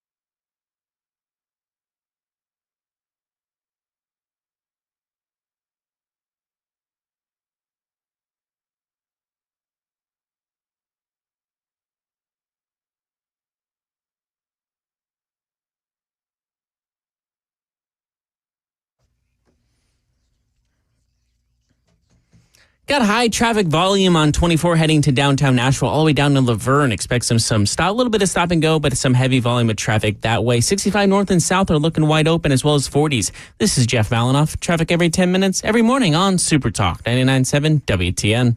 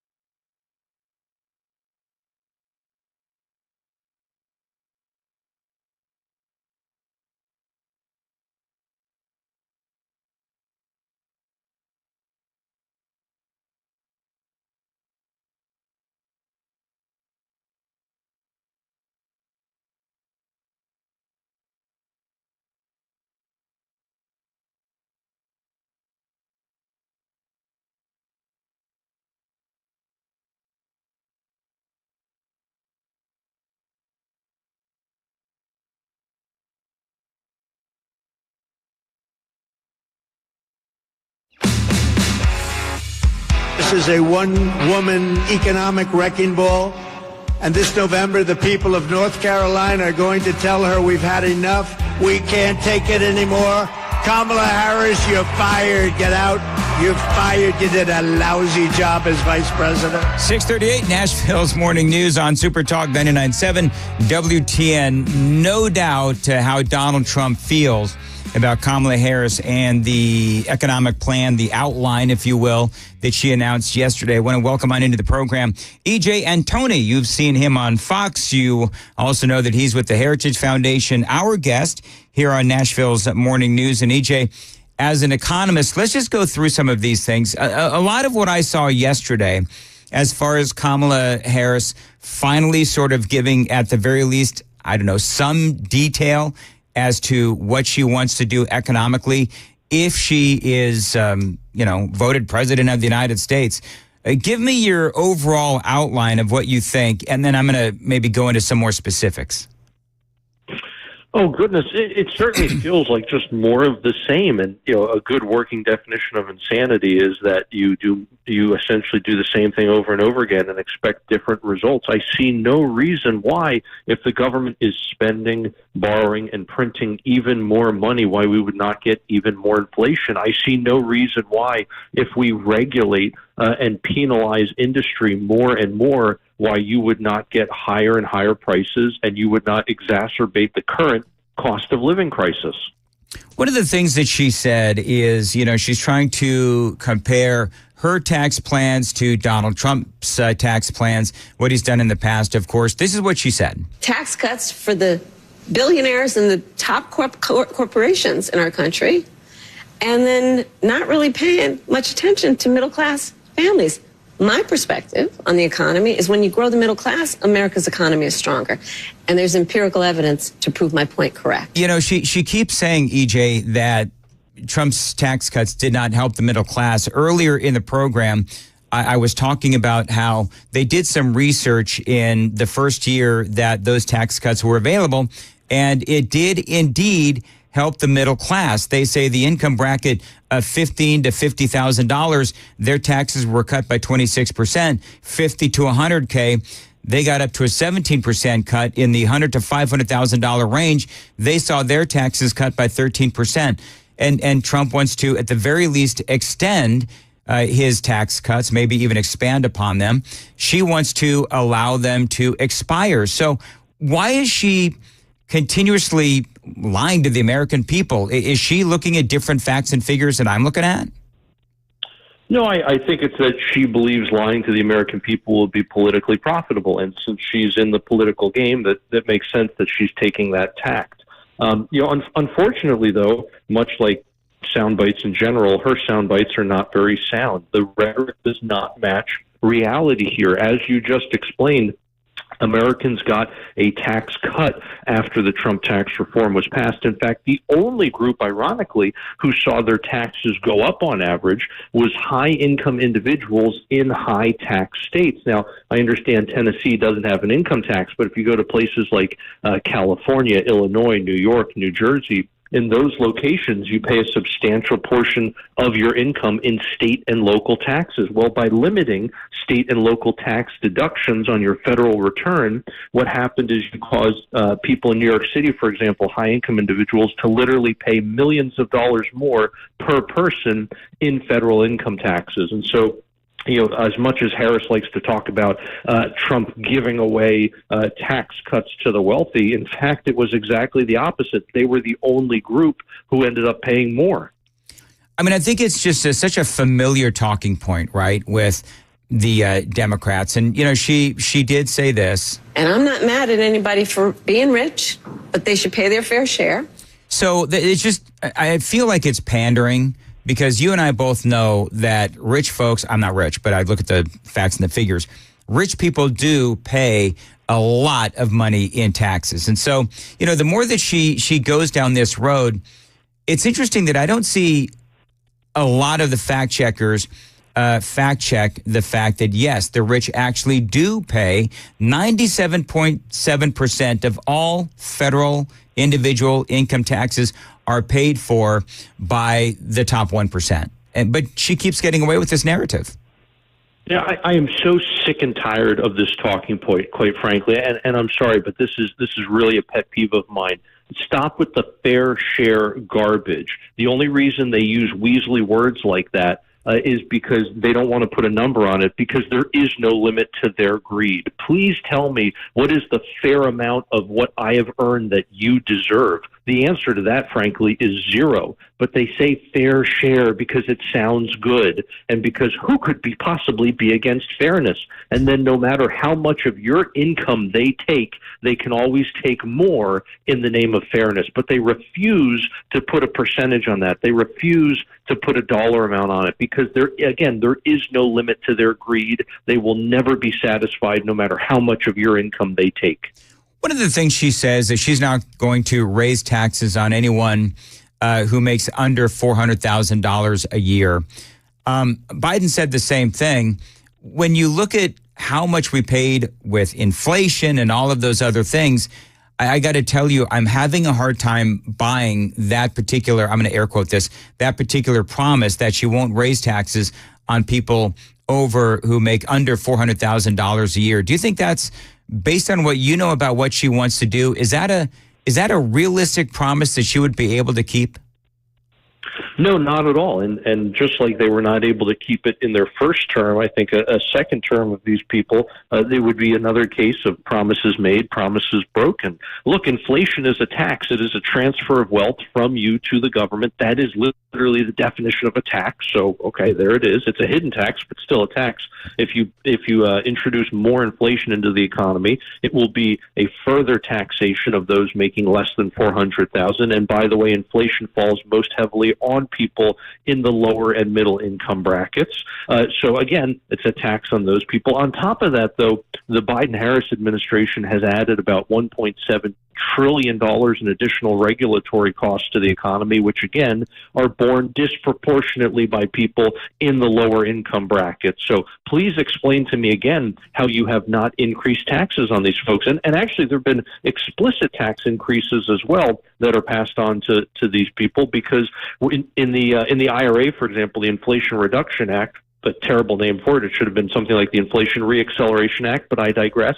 That imposed additional taxes on a lot of American energy sources like coal, like oil, like natural gas, all of which get passed on to the consumer in the form of higher prices. And so that is also already baked into the cake. I fail to see how, in any way, they have not already increased taxes on low-income Americans, and their promises are simply more of the same. So we can expect more of the same result. EJ Antoni is with us from the Heritage Foundation. You've seen him on Fox News as well. Coming up next, EJ, I want to speak a little bit about the capital gains, the capital gains taxes that she wants to implement, and how is she going to pay for all of this? Because there's a lot of giveaways in her plans. 6:46, time to check the roads on WTN.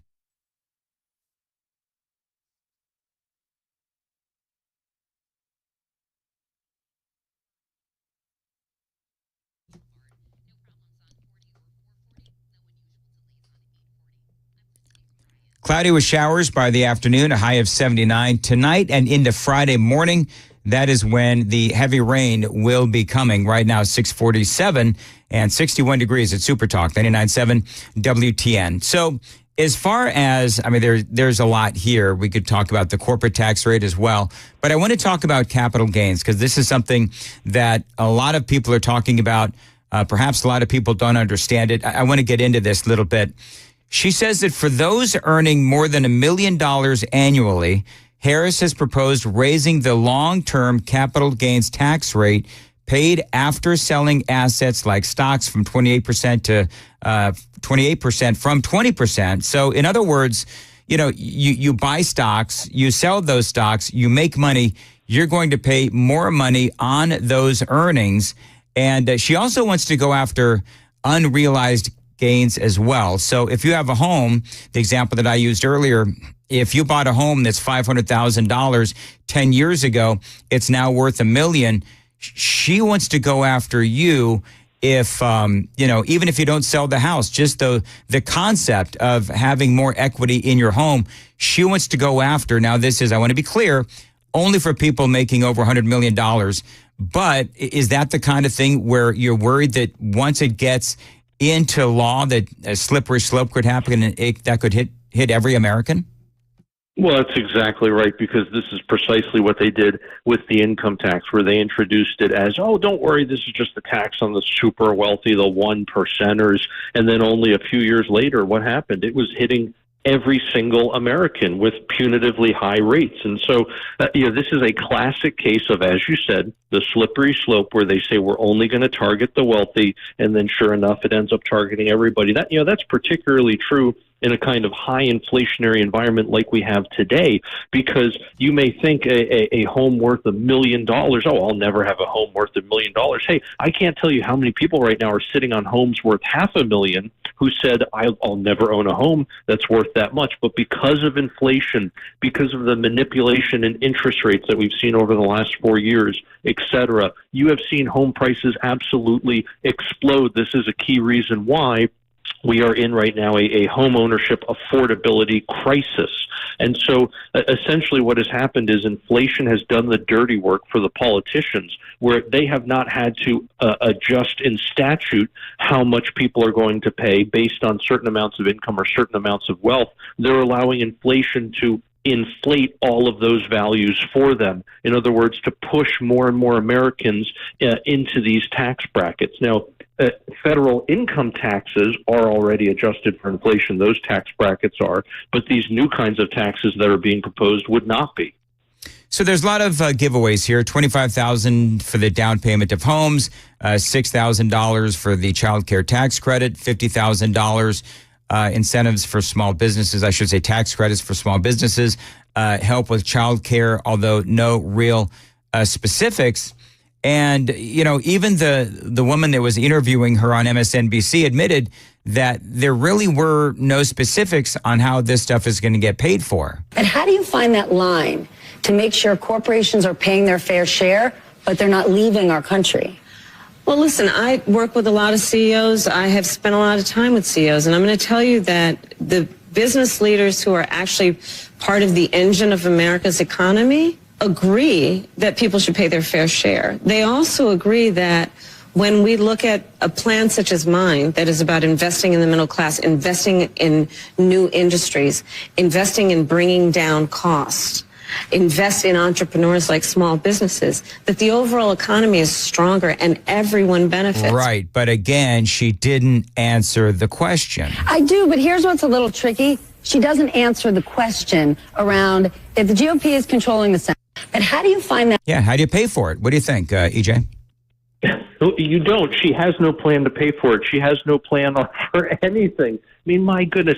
And by the way, I'll take things that never happened for 1,000, please. She talked to all these CEOs, and they all said, please, please tax us more. Please, we want to get a lower rate of return for our shareholders.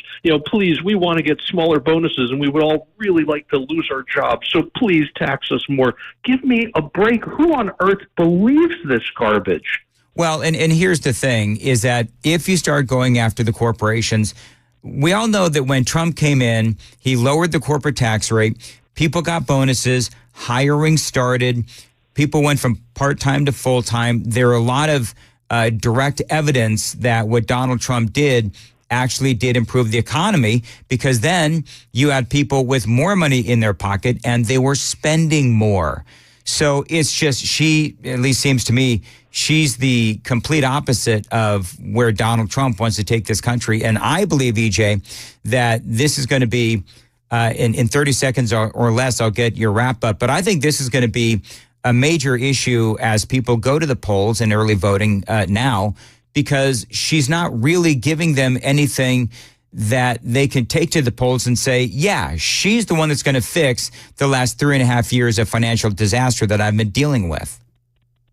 And if she's the one who's going to fix the last 3.5 years of financial disaster, why is she the one that caused the last 3.5 years of financial disaster in the first place? She keeps talking about how she's going to fix everything on day one. Day one was 3.5 years ago, sweetheart. What have you been doing in the meantime? And furthermore, you can't have it both ways. Either you can say that your record is strong and you've done a great job on the economy and everything's fine today, or you can say, oh my gosh, things are terrible and you need me to fix it. But how on earth can you reconcile the two of those at the same time? You can't. No, you simply can't. EJ, always great to have you on.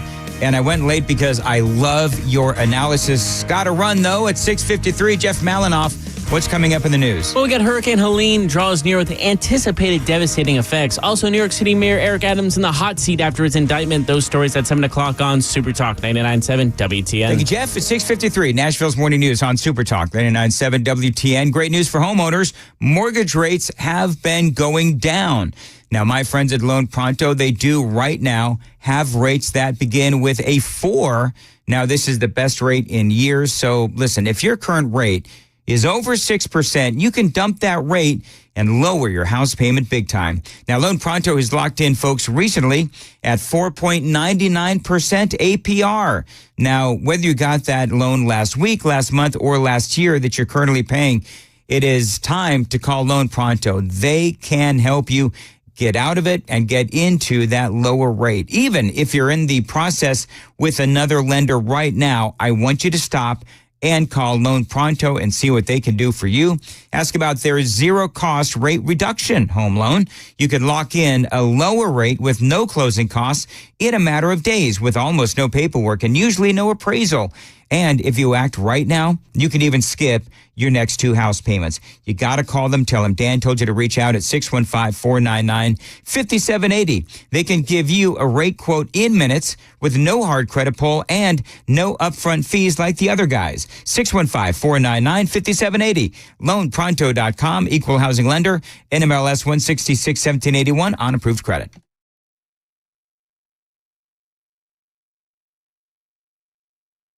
Hey, it's Dan Mandis, and I am so glad that California Closets has fixed my closet catastrophe. After exact measuring and planning, they came over and got to work.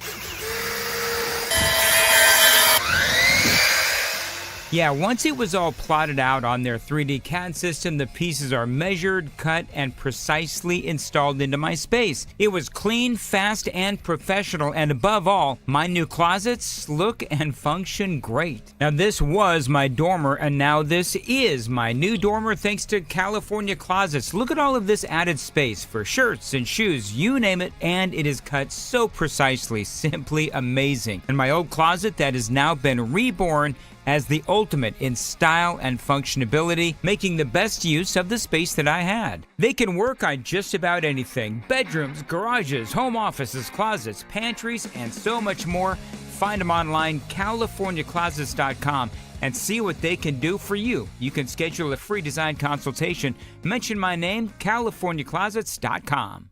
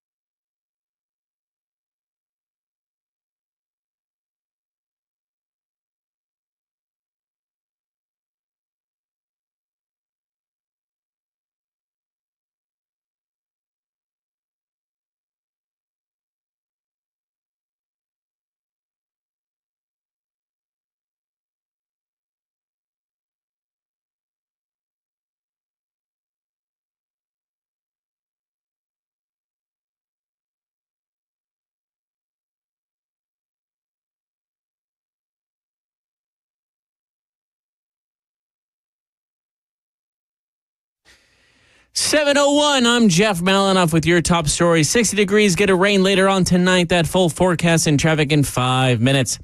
The recent indictment of New York City Mayor Eric Adams has many around him on edge. Here's ABC's Aaron Katursky. He has been under tremendous political pressure because of some high-profile resignations, including by people who had been caught in this investigation. The police commissioner, Edward Caban, resigned. The school's chancellor, David Banks, both of whom had their phones seized as part of the federal investigation, announced plans to retire at the end of the year, right as the school year was just beginning. Eric Adams has said publicly that he has no intention of resigning. As Hurricane Helene gets closer, many are evacuating or bracing for this devastating storm. Here's ABC's Rena Roy. Helene is expected to make landfall on the eastern part of the Florida Panhandle tonight, with winds up to 130 miles per hour and up to 2 feet of rain in some areas. Storm surge could reach 20 feet, equivalent to a 2-story building. The National Weather Service calling it catastrophic and/or potentially unsurvivable. Market Numbers Report brought to you by Beacon Capital Management, online at beaconcm.com. Here's Jim Ryan. From ABC News, Wall Street now. After hitting new record highs Tuesday, the Dow Jones and S&P 500 slipped yesterday. The Dow giving up 293 points to close back under 42,000. The S&P losing 0.2%. The Nasdaq gained a fraction. Global tech shares rallied overnight after U.S. chipmaker Micron posted revenue guidance that beat analysts' expectations. Micron is a major supplier of semiconductors to artificial intelligence data centers. UPS says it needs about 125,000 extra people to help move the holiday crush of packages. The company says most of the positions don't even require an interview. Applicants can get an offer in as little as 10 minutes. UPS and its competitors will be busy this year with online holiday shopping expected to hit a record $241 billion, up nearly 8.5% from 2023. Adobe Analytics says 40% of shoppers will use AI tools to help look for deals. Jim Ryan, ABC News. Futures are up right now before the opening bell. Dow up 0.4%, S&P 500 up 0.7%, and of course Nasdaq is up almost 1.5%. That's the latest news. Traffic and weather is next. I'm Jeff Malinoff, WTN News.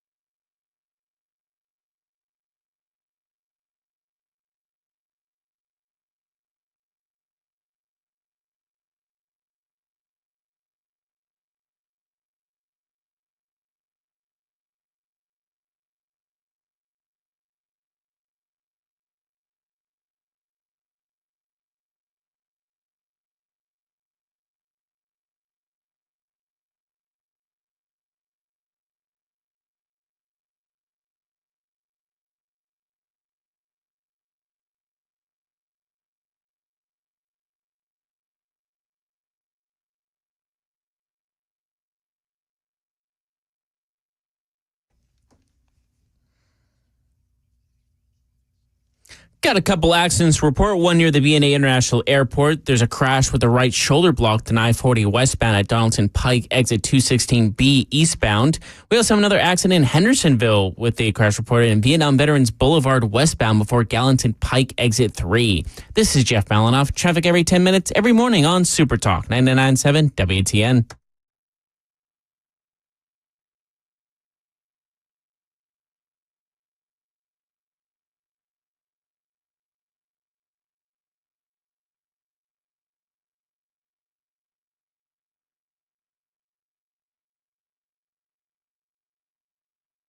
Information fueled, opinion driven. This is Nashville's Morning News with Dan Mandis. And so, my fellow Americans, we talk news. 7:07 Nashville's Morning News on Super Talk 99.7 WTN. Jeff Malinoff is in for Joan Jones. Johnny B is here as well. I don't know, man. I'm really struggling with this whole decision by the Attorney General not to go after Nashville DA Glenn Funk over the allegations that the DA's office was recording these defense attorneys as they were talking to their clients and then passing that information along to the prosecuting attorneys in Nashville. I mean, listen, I will tell you, I am as law and order as they come. I mean, I really am. Yes, I know I stole the pack of gum from Dollar General many years ago, but listen, I returned that. But I really am. I am all about law and order. But I also want fairness, and I want people to have a fair trial. And so there's a TBI report. Now, you know the story, right?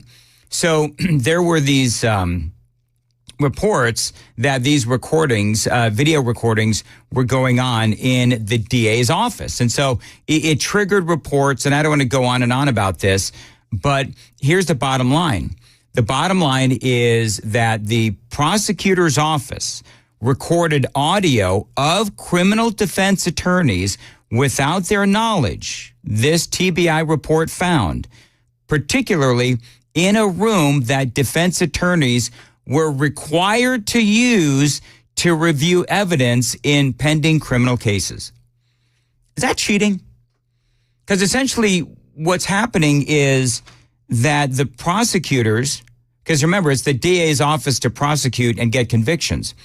The prosecutors are basically taping these defense attorneys and then using that to their advantage when they go into the court of law. It's like they've stolen the playbook of the defense attorneys in these particular cases.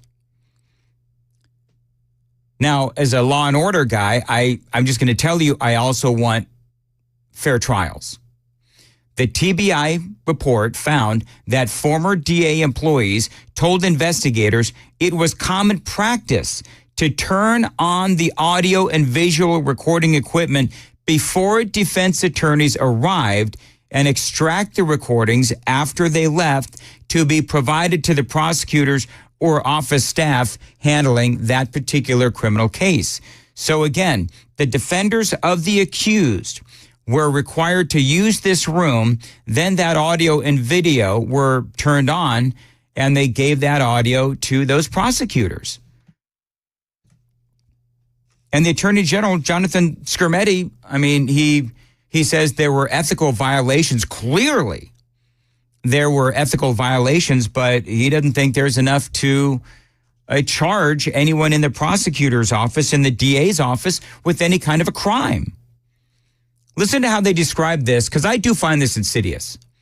Investigators spoke to numerous criminal defense attorneys, and they told the investigators in part they were unaware and no office personnel had ever informed them that the viewing room was equipped with a microphone device capable of capturing their conversations, or that they would be audio recorded in the viewing room while examining evidence in a criminal case, the report states. Privileged information among themselves was often discussed, including statements made by their clients along with defense strategies, and they said that they would not have stayed in the viewing room had they known that the room was equipped with a microphone. So to me, I see constitutional issues here. I mean, to me, it sounds like he broke the law. The investigation suggests the practice may have run afoul of constitutional provisions and Tennessee law, which requires at least one party to be aware of audio recordings of conversations. The comptroller turned over its findings to the Tennessee Attorney General's office and the Tennessee Bureau of Professional Responsibility, the Tennessee Board of Professional Responsibility, that is. Funk's office, DA Glenn Funk, in a statement Wednesday, pointed to a letter from Attorney General Jonathan Skrmetti stating that the AG and his office will not pursue any criminal charges following its own investigation. Skrmetti, in the Wednesday letter, said the evidence does not provide sufficient basis for a successful criminal prosecution. Well, look, I haven't seen the evidence, and I respect Jonathan Skrmetti. This kind of reeks of good old boy stuff. I'm just going to tell you it does. Funk is a Democrat. Skrmetti is more Republican, but this just feels good old boys club to me. I call it like I see it. The DA's office says, we appreciate Attorney General Skrmetti's prompt response to the comptroller's report. Funk's office said in the statement, this matter is now at an end. Is it? It's really not. Keep listening. As General Funk has always stated, neither he nor his office, they've not committed any crimes or broken any laws. This office will continue our mission to support victims, hold offenders accountable, and keep Nashville safe. But Skrmetti, in the letter, said the investigation's closure does not absolve the DA's office from ethical duties and that he was particularly troubled by audio recordings in places where defense attorneys converse with clients, especially in the crimes against children room.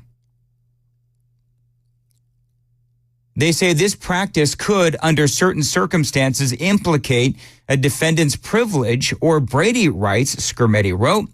While we have no evidence that these recordings were reviewed or used for any improper purpose, you should consider whether you or your subordinates have any duty to report or disclose past conduct regarding that practice or any other potential violation of your ethical obligations.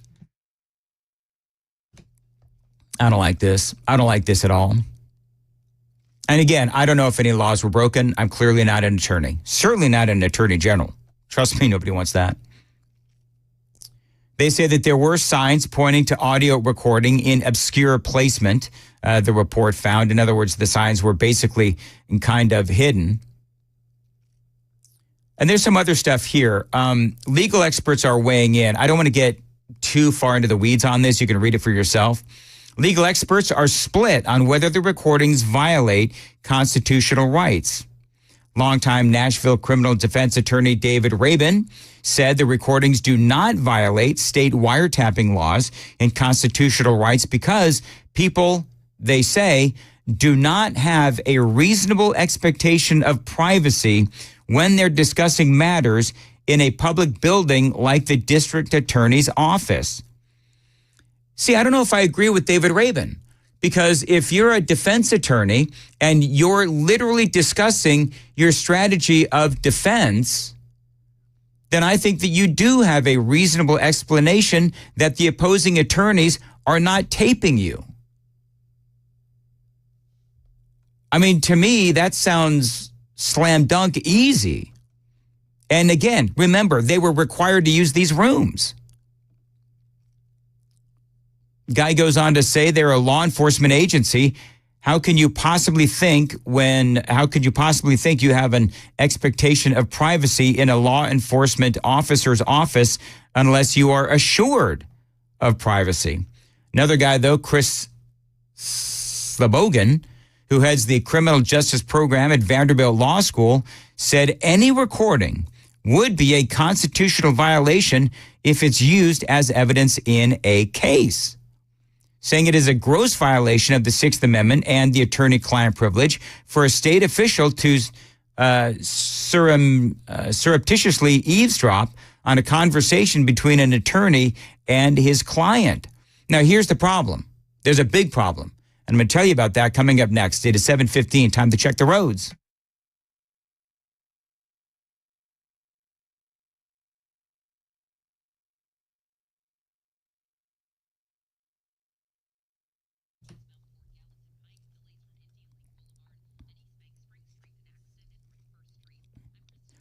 $7:16, cloudy today, showers by this afternoon, a high of 79. Watch for all of that rain from Helene to hit tonight into Friday morning.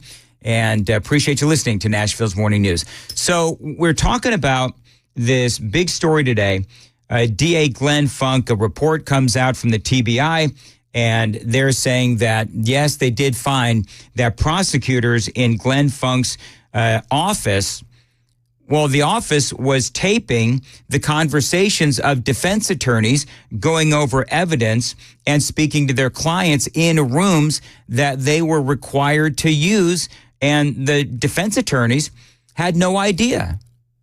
And so basically what it seems to me what Funk's office was doing was cheating, because that material was then handed over to those prosecuting attorneys.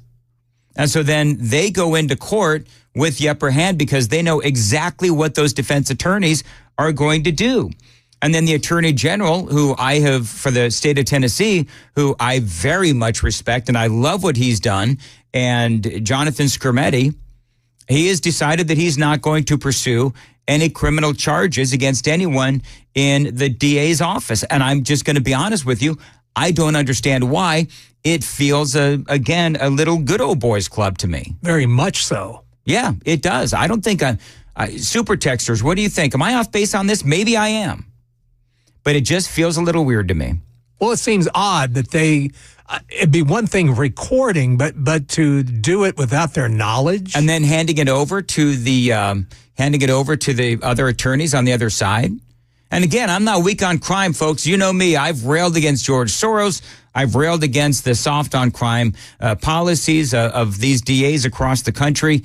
But I just think that if people are guaranteed a fair trial here in America, then this seems like it's unfair. These are unfair practices. Now, you know what the big problem is? The big problem is that even as the Attorney General, Jonathan Skrmetti, he did call out the unethical practices, clearly unethical practices, in my opinion, of DA Glenn Funk. Now they're calling for a review of cases. Yeah. So if you went into court, if you're a defense attorney and just weird stuff happened, as you were defending your client, they knew exactly what you were going to say. They knew exactly what they were going to say, you know, in refuting what you were saying legally and so forth. And your client ended up, you know, being sentenced to, years and years of jail time or prison time. Well, now you realize, well, that's how they knew exactly where I was going with this case, because they were recording me and they knew exactly what I was going to say. Unethical, maybe illegal, but now in a statement, Chief Public Defender Martisha Johnson Moore says that her office is deeply troubled by the revelations in the report and will ask that prosecutors disclose all cases in which audio and video surveillance occurred, as well as the identities of those involved for possible remedies. She says the comptroller's report validates the fears that many of our clients have long harbored about the charges about the criminal legal system, that it is inherently unfair and that they are, in many cases, powerless to challenge its most insidious practices, she says, and on it goes. So I don't know. Listen, again, you know that I'm very much of a conservative.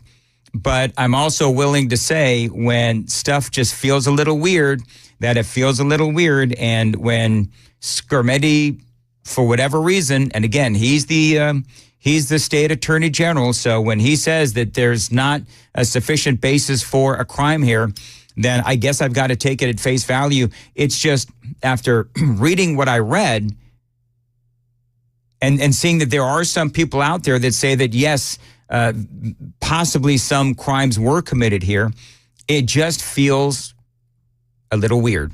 It just feels a little good old boys club to me. That's all I'm saying. I hope I'm not sounding like I'm second guessing the Attorney General, who is conservative, it seems to me, but this one just feels a little weird. I've long been a critic of Glenn Funk. I think that they are doing incredibly unfair practices in that building, and for him to not face any kind of accountability or consequences, I think, quite frankly, make me sick. Because in this country, we do have an expectation and a right to a fair trial. So I guess the question is, does that constitute an unfair trial? And I guess that would be part of the question.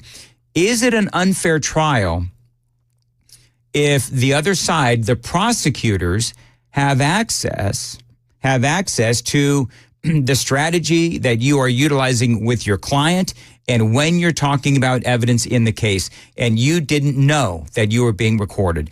And I guess there was never a conversation about an expectation of privacy in the DA's building.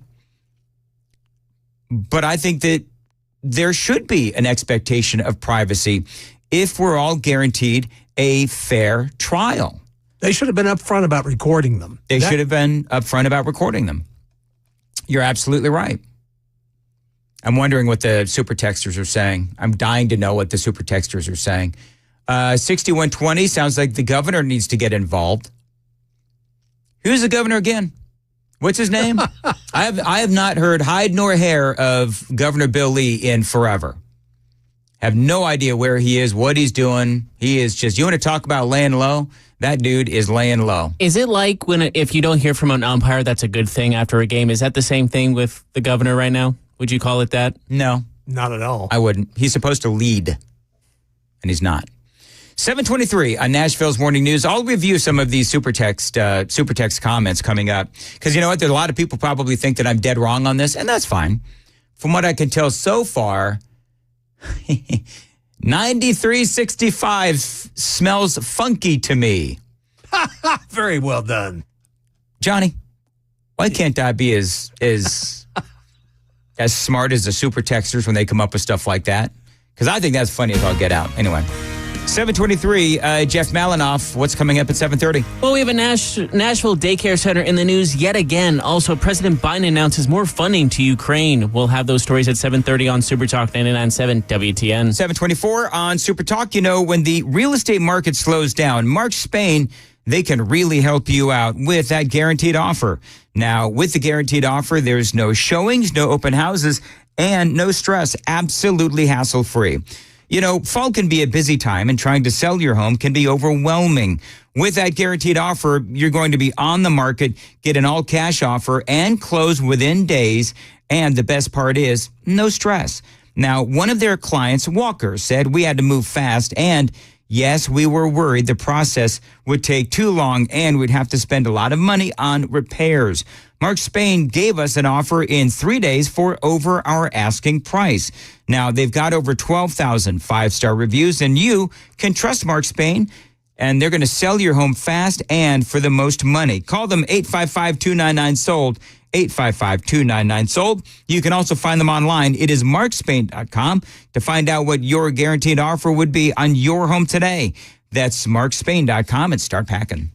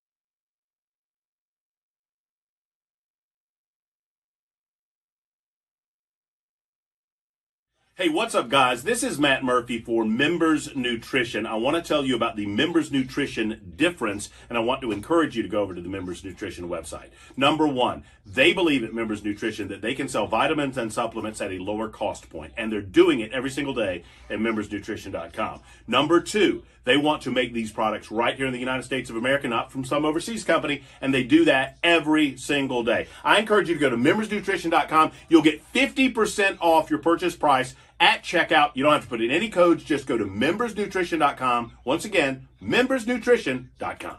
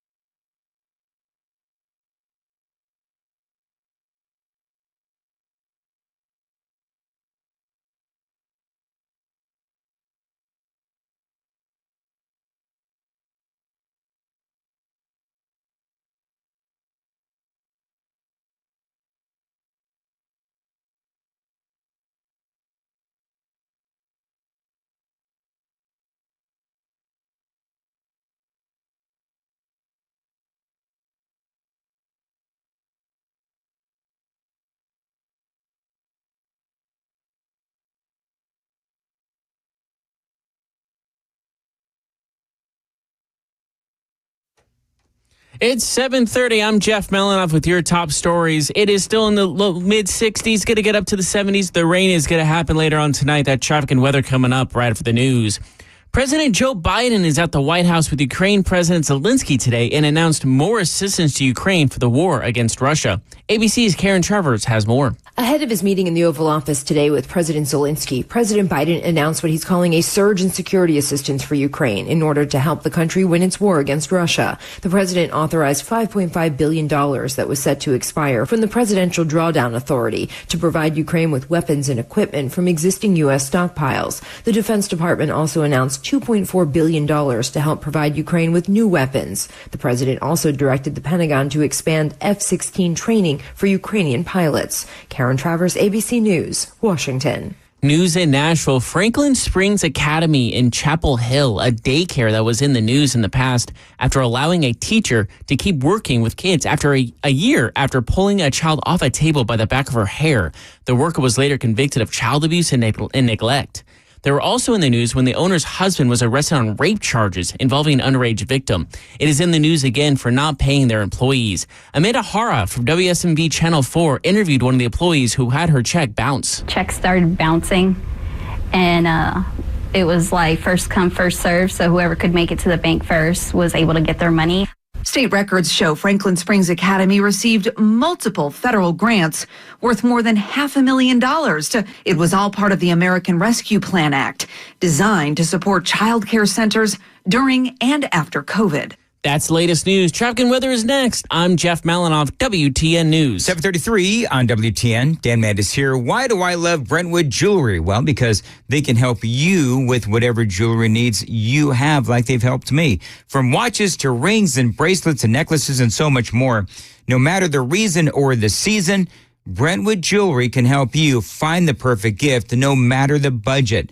They can also customize pieces for you as well. So if you're looking for the absolute perfect ring and you can't find it, they can build it for you at Brentwood Jewelry. They're also Nashville's premier timepiece dealer. You need to find a great watch at a reasonable price. Your answer is Brentwood Jewelry. And every watch they sell includes a 2-year warranty. Shop in store or online. Brentwood Jewelry, 7012 Church Street East, in the heart of Brentwood, just off Franklin Road. Exceptional styles, exceptional deals every day for over 50 years. Online, BrentwoodJewelry.com.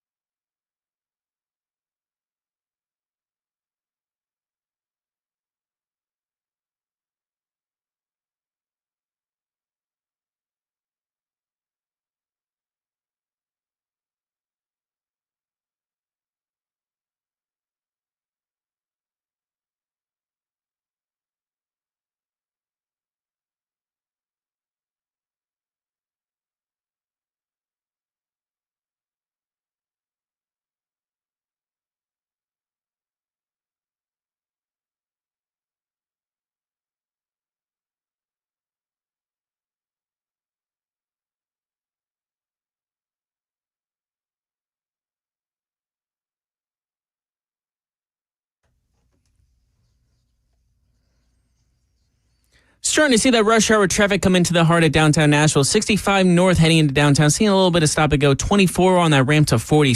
Experience a lot of stop and go as well. Also in Hendersonville, we're clearing that crash that was there moments ago from Vietnam Veterans Boulevard westbound before Gallatin Pike exit 3. This is Jeff Malinoff. Traffic every 10 minutes, every morning on Super Talk 99.7 WTN.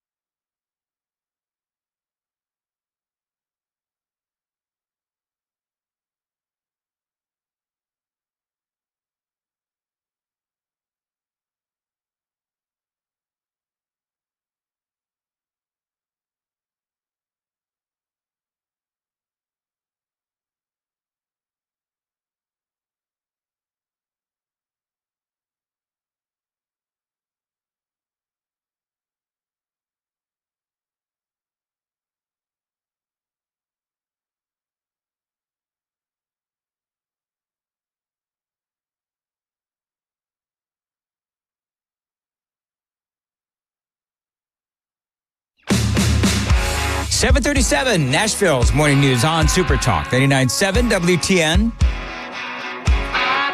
Well, the good news is everybody agrees with me pretty much that this whole thing with Jonathan Skrmetti and Glenn Funk just feels a little funky. Little good old Boise kind of thing. Very good old boy. But I did find one negative comment. You want to hear it? Oh, sure. Now, this is the guy that yesterday, this is 8625, who is now intentionally trolling me, and I fall for it hook, line, and sinker.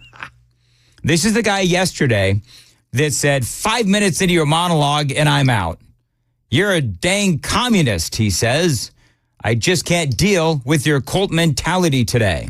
All right, so that was yesterday. You did it twice? Oh, okay, I thought you did it again. So now, clearly, he could take my cult mentality today, just not yesterday. Because he has now sent me a note at 6:56 after that big monologue on the whole Glenn Funk thing. He says, do you hate everyone that you don't agree with? So please tell me, 8625 or anybody else listening, did I once say that I hated Jonathan Skrmetti? Not at all. No, I went out of my way to talk about how much I respect him because he's got terrific conservative values. And I like almost everything that I think I like everything that he's done. You know, I will admit that I don't, read the press releases of the Attorney General's office every day, but every time I see he's done something, it is to protect conservative values. There might be things here or there that we might quibble over, but I respect him and I like him. I would ask 8625, do you hate everyone that you don't agree with? Because you called me a communist yesterday. I just turned the whole thing right around on him, right? As long as you're not like Keith Olbermann. That guy hates everyone that doesn't agree with him. Well, that's okay, because everybody hates Keith Olbermann. This is true. And you know what? Who is the most hateable person in America? Keith Olbermann. Oh, my goodness. This might be Johnny, get ready. I'm not going to do on the phone lines, but I think that is a great topic. Who is the most hateable person in America? So you say, and then I'll get back to 8625, but you say, Jeff, Keith Olbermann. Yeah, I can't stand the guy. All right, Johnny, you got one? Who's the most hateable person? Like, you could go down the road of Keith Olbermann. You could talk about Joy Behar. You could talk about Joy Reid. Joy Reid is... Would it be for you, Joy Reid? Yeah, I think so. That's a fair choice. Man, that's a tough one. Yeah, it is tough because there are a few out there. I'm going to have to think about this because I take my hate seriously. Like, when I hate someone... Because I don't hate a lot of people. I really don't. Like, there's people that I vehemently disagree with. I don't hate them. No. I really don't hate anybody. There are some people that I hate. But anyway, back to 8625, who I don't hate, by the way. He says, you really hate Kamala Harris. Is it because she's a Democrat or a woman? Or because she's running against Trump? Let's see. It's not because she's a Democrat. It's certainly not because she's a woman.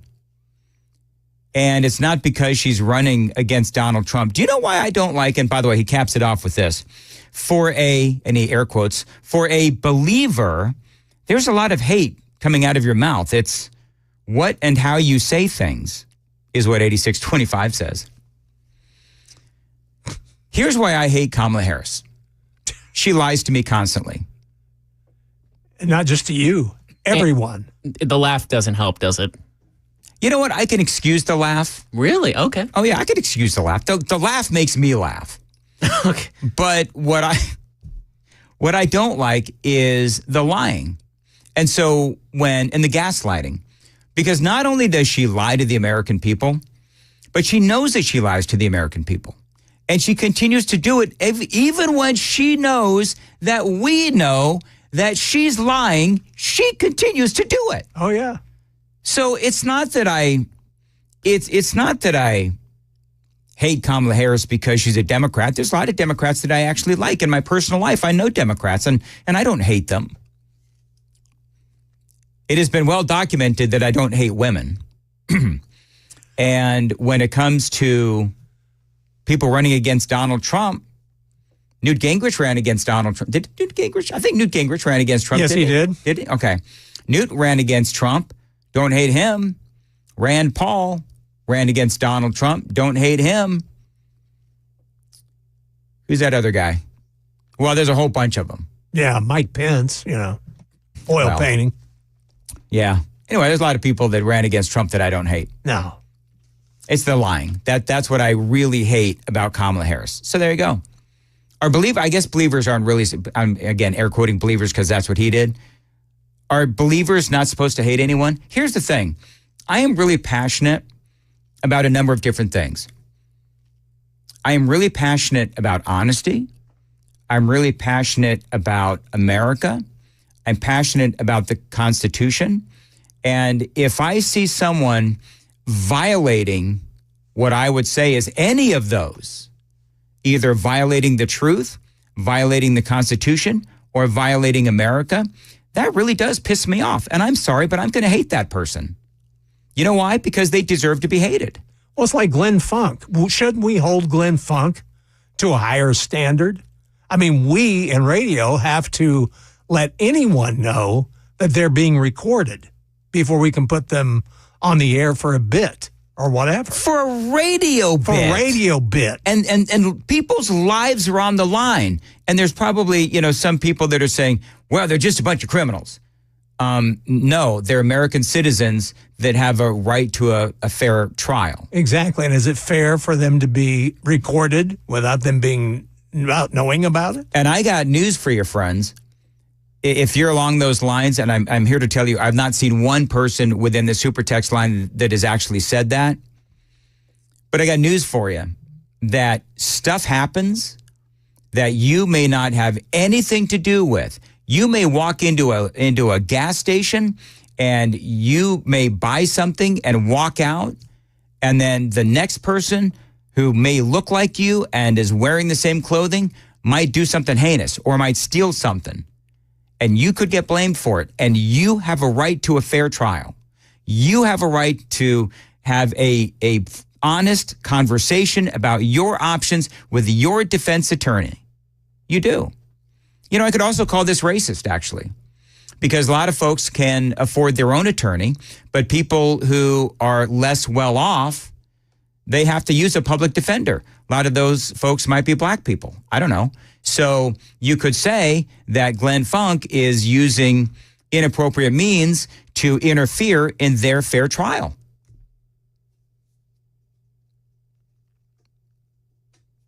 So I disagree with Skermetti. I don't hate Skermetti. No. I don't know if I hate Glenn Funk, but he's the worst interview I've ever had to contend with. Years ago, I tried to get him on the radio show, and I begged and I pleaded, and I finally got him on, and I got done with that interview, and it was like, holy Jesus. That was just a terrible interview. And he didn't really say much, and he's so low-key, but I don't hate him. I just vehemently disagree with what he did. And a lot of people said on the super text line, they said, okay, then why don't we secretly record Glenn Funk? Exactly.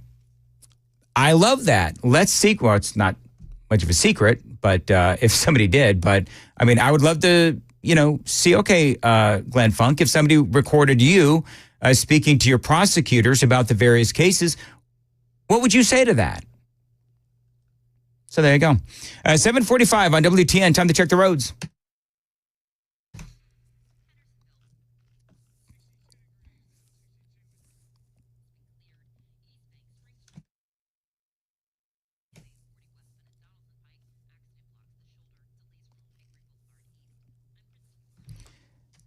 Cloudy today, showers by the afternoon, a high of 79 tonight and into Friday.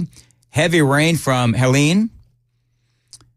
People are hating on me, Johnny, because I planted "Come On, Eileen" into their head. Oh, no. Because way early in the broadcast, I told Jeff, as we initiate him into the news business, that he had to sing "Come On, Helene," as Helene still not going to happen. Was coming on shore. I think you need to do it. I mean, you know what? You know what, Jeff? If you don't, then we're going to bring Joan back on Monday. So if you want to no longer do the news on Monday, then refuse to sing "Come On, Helene." We're just spewing out just false rumors, false like hostile work environments now, aren't we? Do you hate me? No, not because I don't hate you. I don't know why you're coming off like so, the way you are. That's not the cool. way I am. No, whatever. I'm fine. You don't want to do it? I won't either. Well, okay. Do I do Haleen or Eileen or whatever? Isn't that the actual lyrics? Come on, Eileen. Yes, but it's Haleen, and people get the joke. People get the bit. People get the joke. And you must be wearing really bad-looking overalls while you do it. All right. Should we leave it up to the chat? Should we do that? The Members Nutrition Hotline, or should I feel like I'm gonna again. My family is my biggest supporters. Sure. They keep saying never sing. Even though I try to sing in the car, like it's a good song I like, they always tell me to shut up. Well, what song do you like to sing in the car? Just whatever's on, I guess. Well, name one of your favorites. Okay, I like the Killers. Let me see. Which songs do I losing track of all the songs I like. Oh, there's When You Were Young. I like that song a lot. Toby Keith's Red, White, and Blue. That's one of my favorites. That's one we all know. Yeah. Should you we? guys don't know the Killers? Yeah, let's do Red, White, and Blue, man. That'd be great. No, I What's don't. up with the hate of the Killers? Chatline, get my back here. The Killers like the rule, Killers. right? I love the Killers, but I'm sure the Killers are great, despite the name of their band. Toby Keith, though, man. But Red, Toby White, Keith, and I think Toby Keith's Red, White, and Blue was my favorite song as a kid. Ever since I was a kid, I love that song. Well, there you go. That's the one he needs to All right, say. so here's what we're going to do. During the Gang of Four at 8:35, Jeff Malinoff is going to sing a little Toby Keith. Put a boot in your butt. Wait, can we not say the actual lyric? Is that word okay or not? Well, I just said it.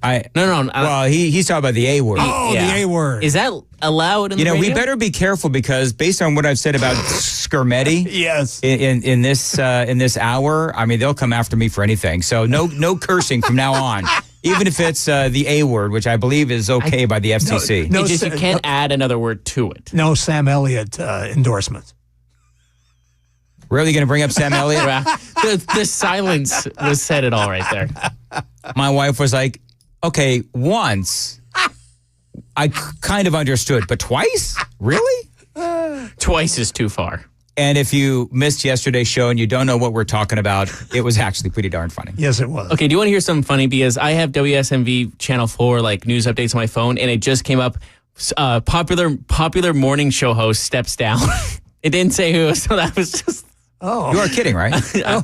No, I'm not. I swear to God, really? That's what it said. Yeah, it's somebody else, obviously, but because you're not stepping down. Well, it's not to his knowledge. Not yet. They may have a conversation with me here in a little bit. I don't know. I got an hour and 10 minutes left. We gotta make it count. I'll see if I can find who it actually is. Well, don't say I don't like to. I don't know who it is, and we may not want to go down that road. True. For whatever reason. But I have this question. Do you think if I step down, SMV would send out a breaking news tweet? Maybe. It's... Oh, you're so naive. You're so cute. Bless your heart. I'm saying, this is a popular show. People are up at 5 a.m. to listen to you. I think it would garner, maybe not breaking, but it might just be a newscast. That made it better. Wow. It wouldn't be breaking, but it would be on one of their articles. No, I promise you it would not be. Do you want to bet? They would just say a popular radio man on a station, a local station. Yeah, you haven't been around long enough, Jeff, to know that we get no love from the other media at all. No. Even though we scoop them on breaking news all the time. We do. It's jealousy. There's a lot of award-winning personalities on this radio show, that station, that's for sure. There is. Murphy's won a lot. I don't know if Brian has won stuff. I'm sure Brian has won stuff. Oh, yeah. I haven't won a diddly or squat. Aren't you a finalist? Or were you a finalist? I'm a finalist on the Marconis. I don't want to go down that road. Although Matt Murphy spread some fake news yesterday. I think he's trying to bait me. Because Matt said, well, it's no big deal. Murphy baiting you? No. I know, that would right? never happen. No way. He said, man, it's the thing that he's nominated for, the Marconi. Oh, it's not a big deal. It's just a talk radio thing. It's actually large market station personality of the year. And I'm going up against people in other formats like country and hot AC and all those kind of formats. Yeah. So... No, it's all the formats. I don't care because I'm not going to win. Now, see, you can't go in with that. You got to. No, I don't. No. I don't. Hey, come on. No. I've got to work with you on this. And Dan, if it makes you feel any better, the only award I've ever won on my own in my many years of broadcasting, the best spot that never aired. Really? Yes. Oh, okay. Isn't that one to be proud of? You know what? If it would make you feel better, Johnny, bring it in. We'll play it. I think it's gone to the wind, Dan.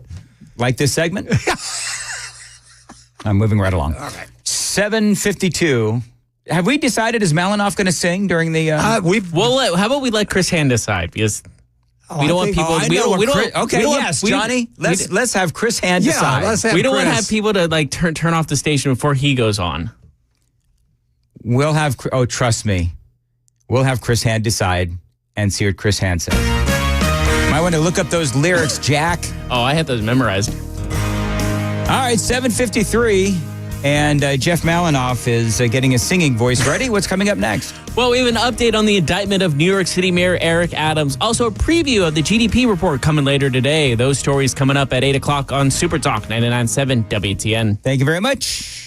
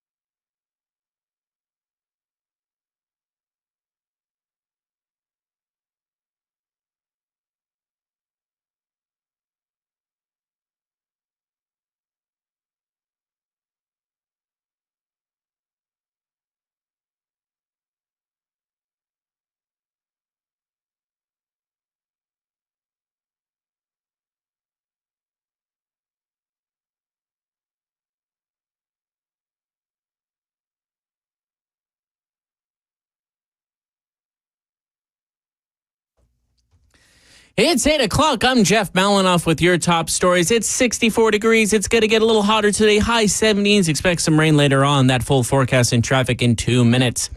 New York City's Mayor Eric Adams had federal agents show up to his official residence as part of his indictment. ABC's Aaron Katursky with the story. Federal agents showed up at the mayor's residence to serve him with a summons to appear in court. They also took his phone as part of a search, which his attorney says was unnecessary. But the mayor is defiant.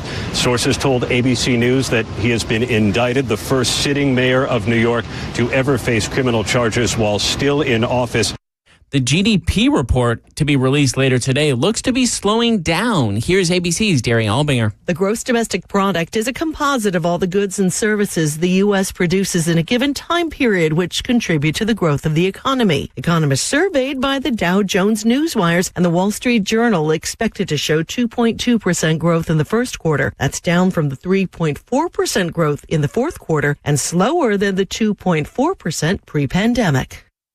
Market Numbers Report brought to you by Beacon Capital Management, online at beaconcm.com. With the bell opening in about 30 minutes, look at the futures right now. Dow is up nearly 0.5%. S&P 500 is up 0.1%, and NASDAQ is over that 1.5% mark. It's all pointing upwards right now. That's the latest news. Traffic and weather is next. I'm Jeff Malinoff, WTN News.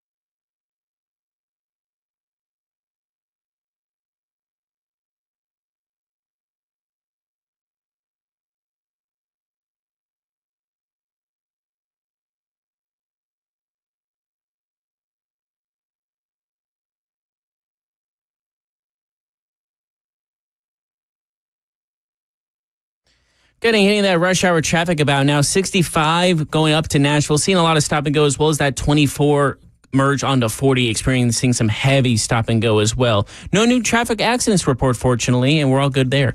This is Jeff Malinoff. Traffic every 10 minutes, every morning on Super Talk 99.7 WTN.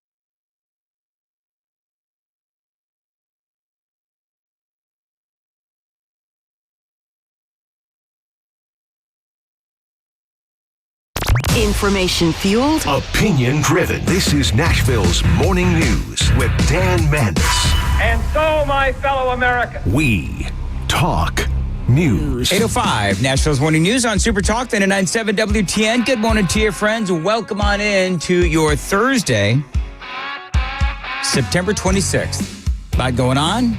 Let's get right to it. Kamala Harris, she gave an interview with MSNBC. I may sound a little sort of like I'm hesitating because there's just so much. And here's the other thing. Not only is there just so much, but I haven't even gotten to everything that I wanted to play.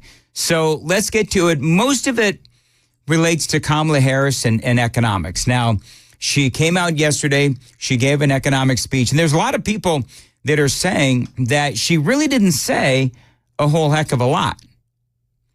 She wants to raise taxes. She wants to go after the rich. A lot of this stuff, it's almost like Democrat buzzwords. She wants to do the child care tax credit. That's a big part of her agenda.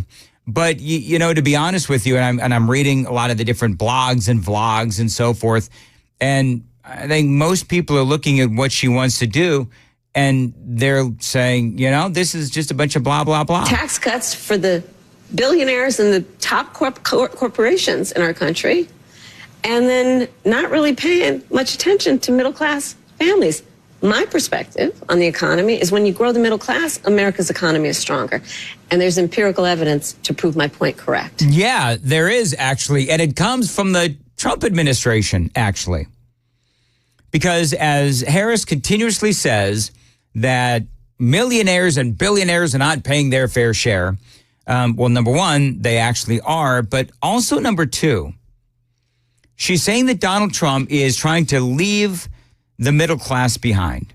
Well, the reality is that the Trump tax cuts, the same tax cuts that she wants to eliminate, really did help the middle class. This is from The Hill. From the year 2018, which was the first year the data was available, I've been mentioning this throughout the morning, they say that it was clearly the middle class that the Trump tax cuts helped, and clearly not the 1%. They say in the income bracket of $15,000 to $50,000, their taxes were cut by 26%. In the 50 to 100,000 percent range, their taxes got cut up to 17%. And in the $100,000 to $500,000 range, they saw their taxes cut by 13%. Now, all of this data is sort of skewed, if you will, because then came COVID. Then came the Biden administration and their really terrible spending. And so with the spending came, of course, the spike in inflation, and costs a lot of money now to buy a house, and everything just feels out of whack now.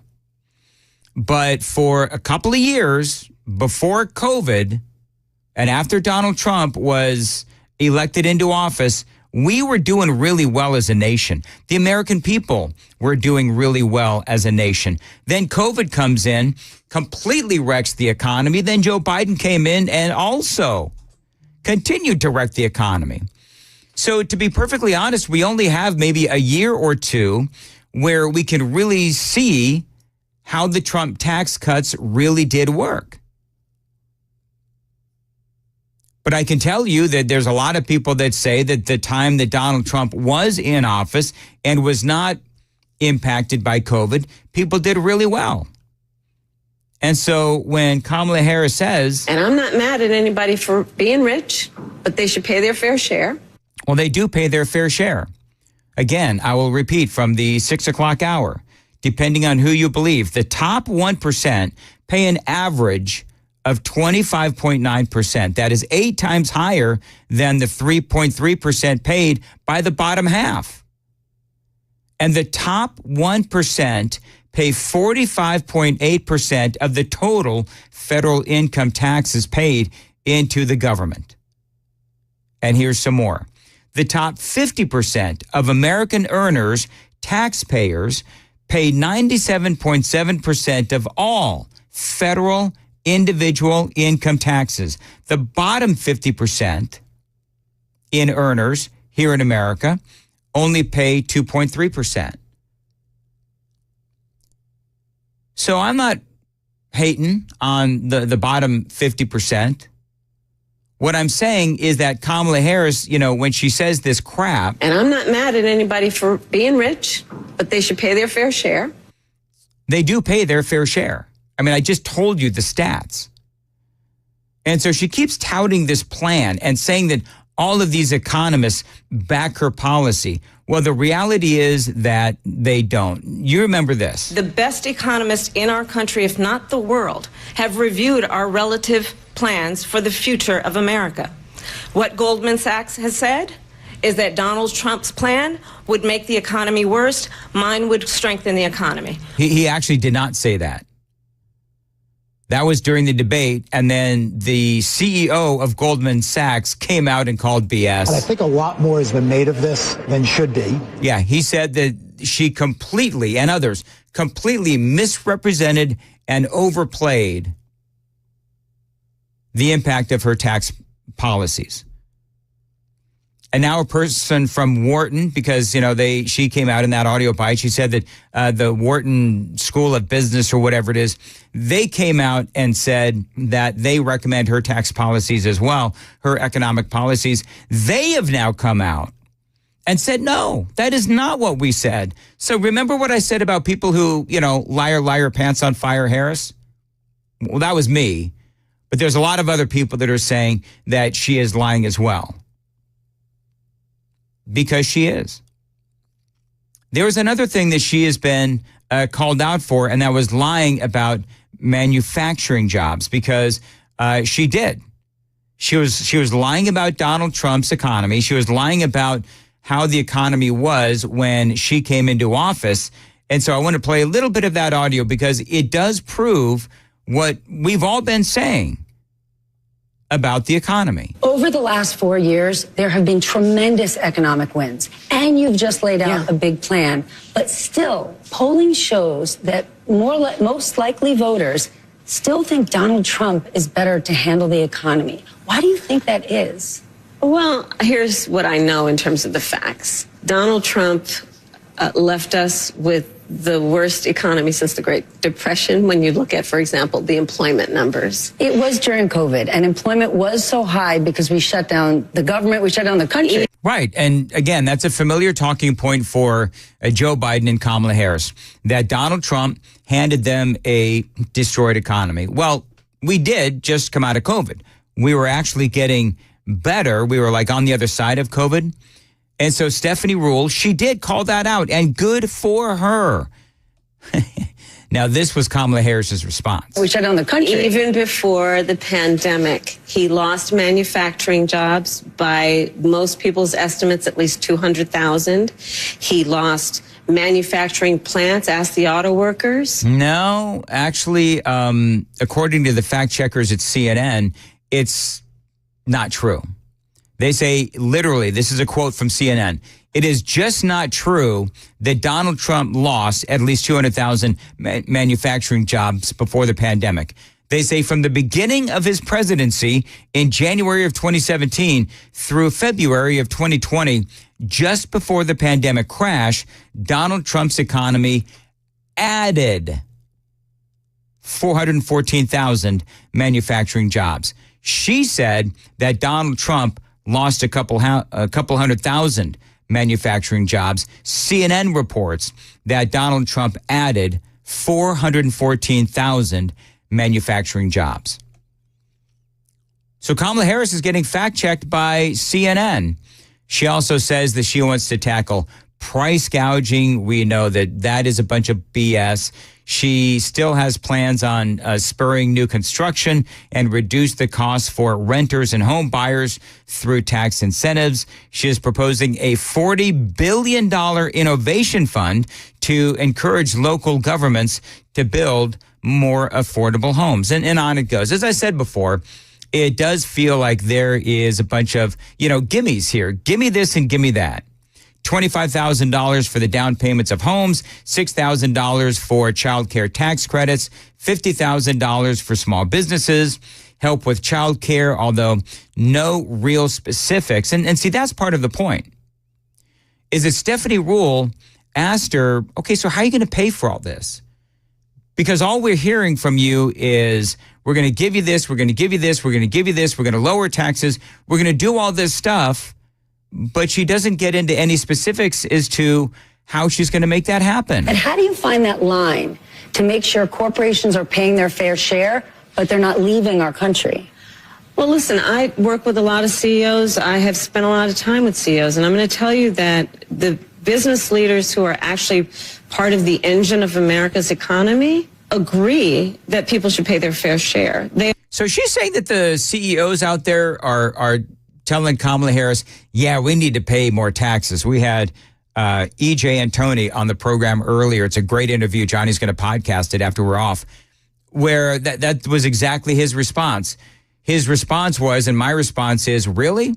So you met with all of the CEOs, you met with all the rich people, and they begged you, please, Kamala Harris, can we please pay more taxes so that we can stop doing research, so that we can stop giving raises, so that we can stop creating jobs, so that we can stop building our economy? Can we please do that? I'm pretty sure that actually didn't happen. I also agree that when we look at a plan such as mine that is about investing in the middle class, investing in new industries, investing in bringing down costs, invest in entrepreneurs like small businesses, that the overall economy is stronger and everyone benefits. Right. 8:16 on Nashville's Morning News. So Stephanie Rule, the one that she was, that was interviewing Kamala Harris, was actually very candid about her thoughts on what Kamala Harris had to say. I've got that audio, must-hear audio, coming up on Super Talk 99.7. It is 8:16, time to check the roads on WTN.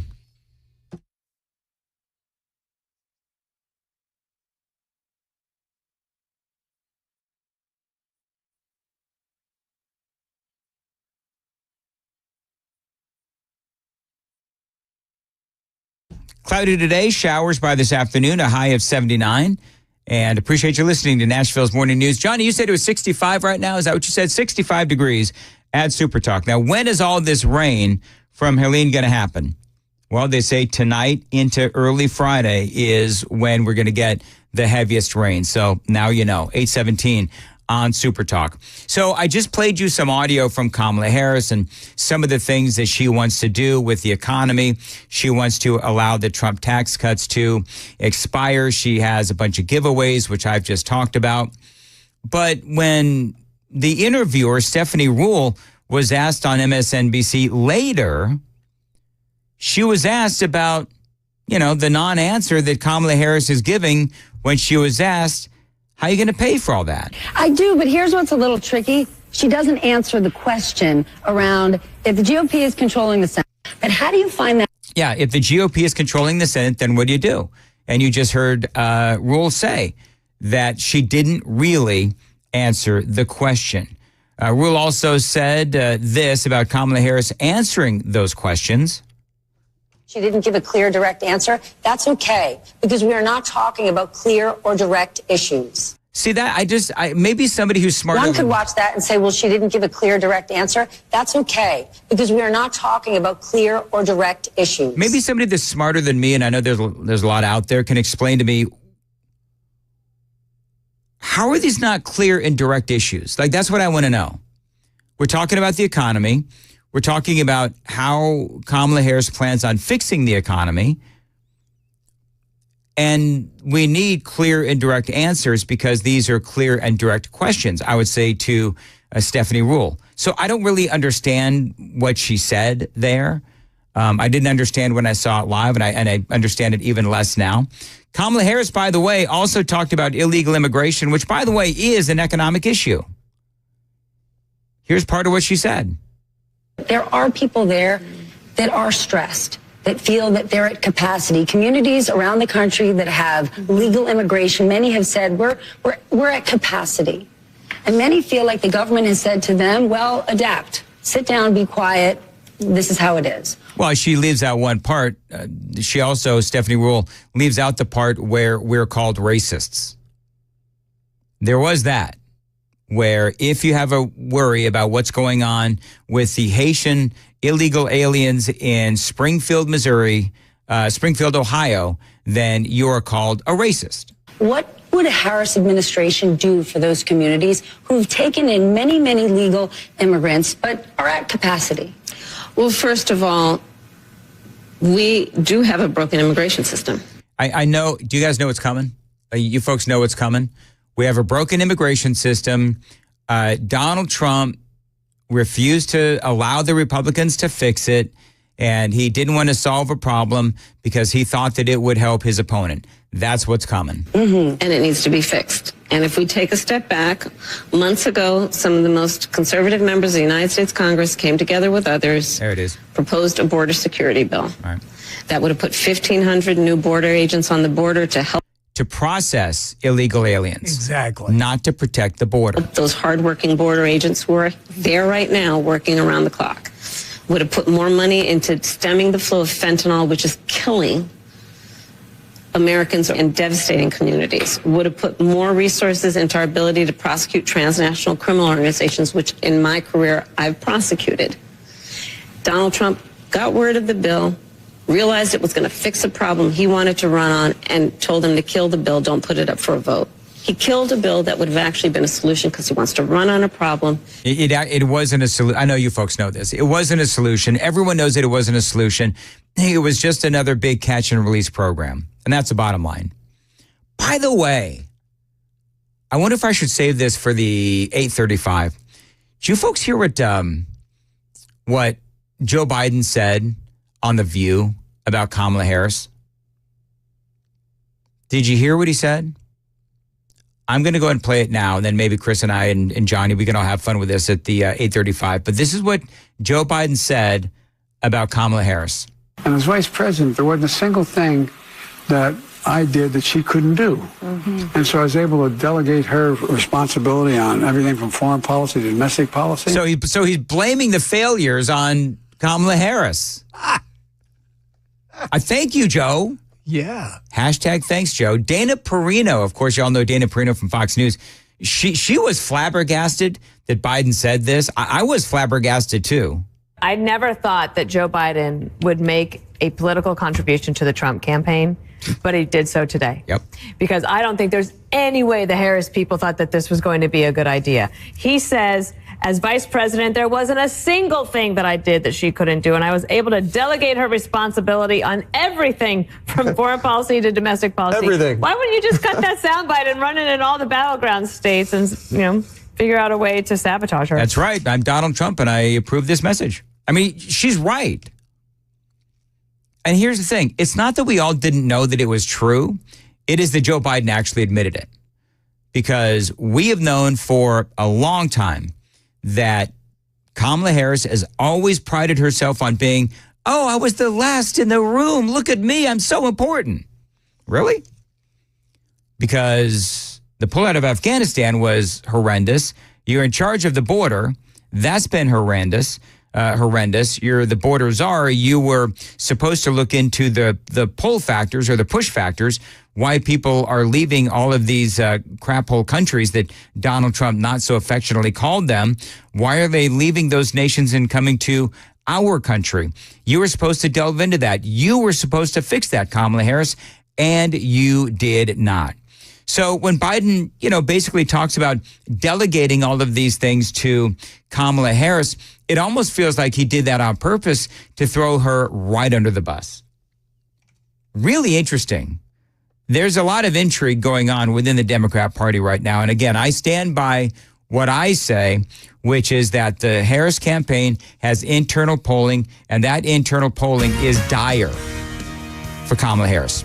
8:23, and Jeff Malinoff has the news at 8:30. Jeff, what's coming up? Well, we have Biden, the UN ceasefire statement dismissed. Also, the weekly jobless claims have dropped. That's coming up at 8:30 on Super Talk 99.7 WTN. Thank you very much. 8:24, it is back to school time. Now, every day, I thank the Lord for Xfinity Internet. Now, we can stay connected with Wi-Fi coverage that delivers the speed we need in my house, and you can too.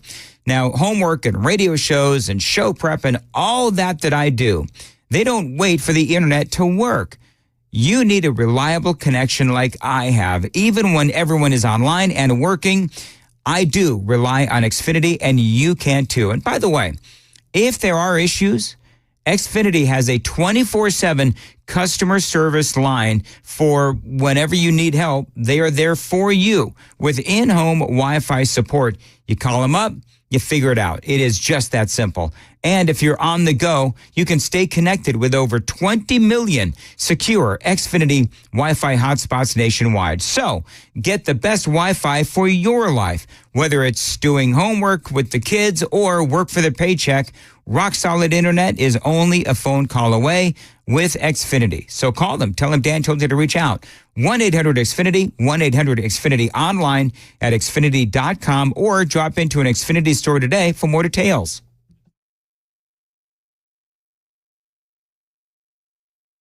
Hey, what's up, guys? This is Matt Murphy for Members Nutrition. I want to tell you about the Members Nutrition difference, and I want to encourage you to go over to the Members Nutrition website. Number one, they believe at Members Nutrition that they can sell vitamins and supplements at a lower cost point, and they're doing it every single day at membersnutrition.com. Number two, they want to make these products right here in the United States of America, not from some overseas company, and they do that every single day. I encourage you to go to membersnutrition.com. You'll get 50% off your purchase price at checkout. You don't have to put in any codes. Just go to membersnutrition.com. Once again, membersnutrition.com. The guaranteed offer is the easiest way to sell your home. It's really simple. We bring you an all-cash offer. You close in as little as 21 days. No home inspections, no lock boxes, no open houses. Go to markspain.com to get a guaranteed offer and start packing.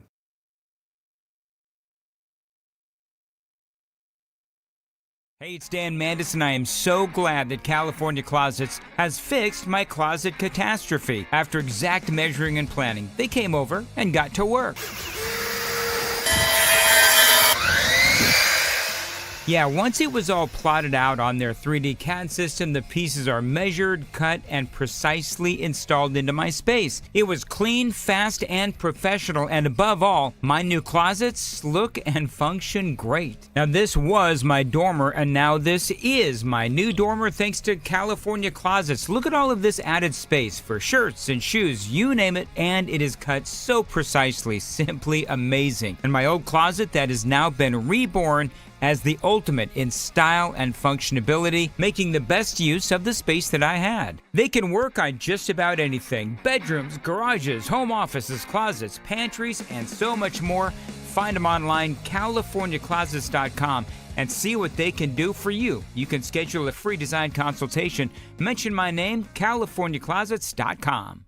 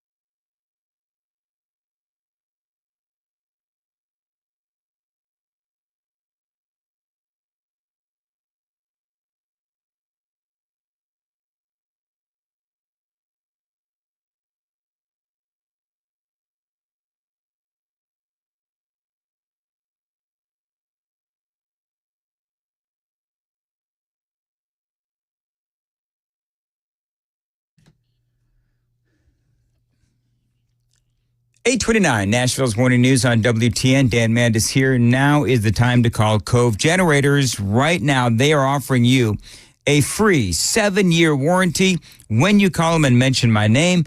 That 7-year warranty is over $1,000 value. So if you've ever wanted a backup home standby generator, now is the time to do it. The power goes off. Your standby generator is going to turn the lights right back on. Plus, right now, they've got great financing options, and those are also now available. Cove Generators, they are your premier Generac home standby generator dealer here in the state of Tennessee. So be prepared for the next power outage and call Cove Generators and never lose power again. 931-559-3311, 931-559-3311. Tell them Dan Mandis told you to reach out and get that free 7-year warranty worth over $1,000. My buddy Generator Dave and the entire team at Cove Generators, they are there to answer all your questions about how to keep the power on when power outages happen. They can also, by the way, service your Generac automatic standby generator or any brand of generator that you own. Call them, mention my name, and get that great deal. 931-559-3311. 931-559-3311, covegenerators.com.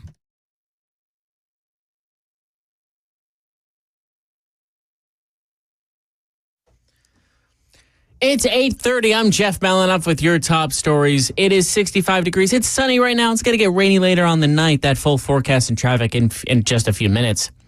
Things escalating in the Middle East conflict, with the Israeli prime minister set to arrive in New York today for his UN address tomorrow, with Israel rejecting the latest ceasefire plan from Biden and the EU. ABC's Ian Pannell. I think it's fair to say growing fears here that far worse is yet to come. That Netanyahu statement almost immediately pouring cold water on the Biden administration's EU ceasefire plan. The Israeli foreign minister just tweeting there will be no ceasefire in the north.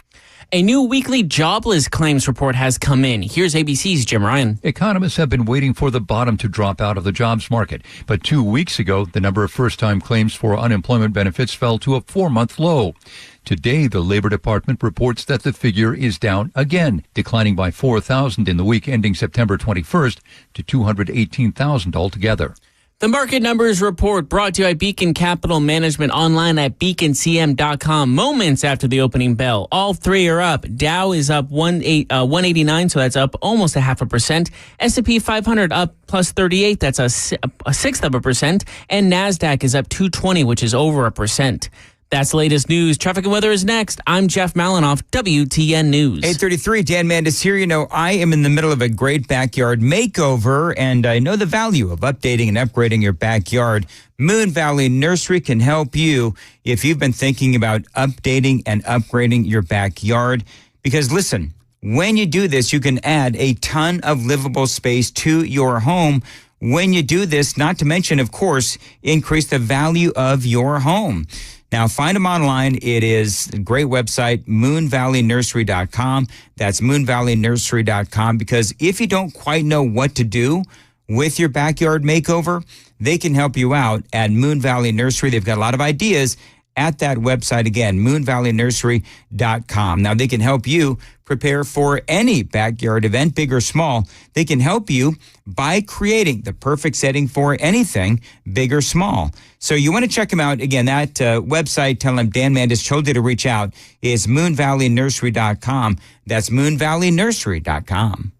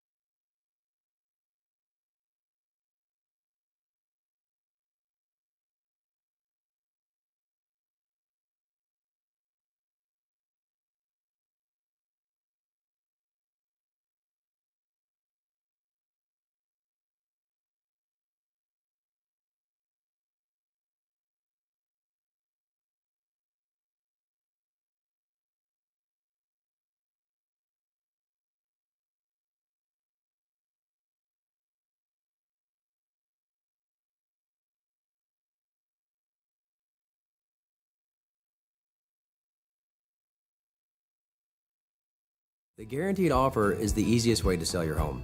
It's really simple. We bring you an all-cash offer. You close in as little as 21 days. No home inspections, no lock boxes, no open houses. Go to markspain.com to get a guaranteed offer and start packing.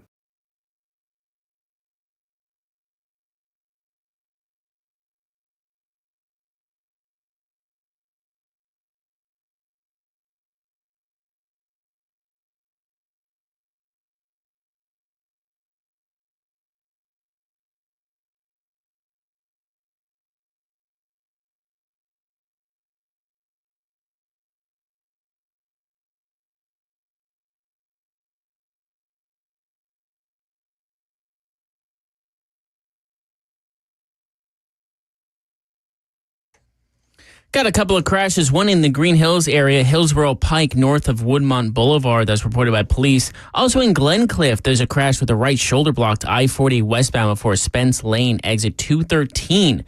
And as of right now, that rush hour traffic has hit hard on 40 heading into downtown Nashville. That 24 ramp is hitting hard as well. This is Jeff Malinoff. Traffic every 10 minutes, every morning on Super Talk 99.7 WTN.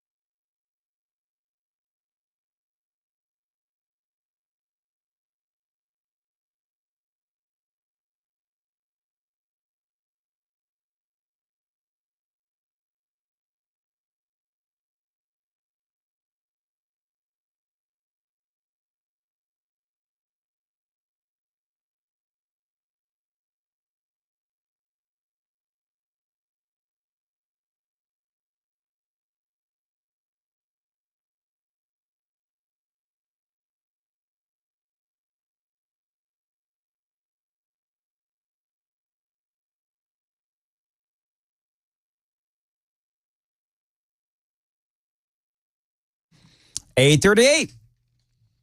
Nashville's Morning News on Super Talk 99.7 WTN. Time for the Gang of Four, featuring Chris Hand. Hello, Chris. Hey, what's up, guys? Good morning. Johnny B is here. Good morning. I'm Dan. And Jeff Malinoff is here. And Chris, I don't know if you've been listening, but I don't know how we ended up getting to where we ended up with how we were going to leave it up to you to decide whether or not Malinoff was actually going to sing on the air. Red, white, and blue, by the way. I love that it was left up to me, and I was listening on the way in, but my favorite part was when Jeff suggested it, you and Johnny going, all right, perfect, let's let Chris decide. If that's the route you want to go. You have my back here, Chris? All right. You're my only hope here. Are we going to hear you sing? Red, white, and blue, man. We got to hear it. Johnny, I do not need you turning on me right now. No, I'm not turning on you. I want to hear this. It actually sounded like Johnny was turning on Jeff. Yeah. Did you hear that, Chris? I thought we were friends, Johnny. Wow. We are friends, and we need to hear Red, White, and Blue. Are we doing this a cappella, or do we have an instrumental to accompany? It's a cappella. Yeah. All right, let's hear it. All right, you know what? We're not going to make Jeff do this. Okay. You know why?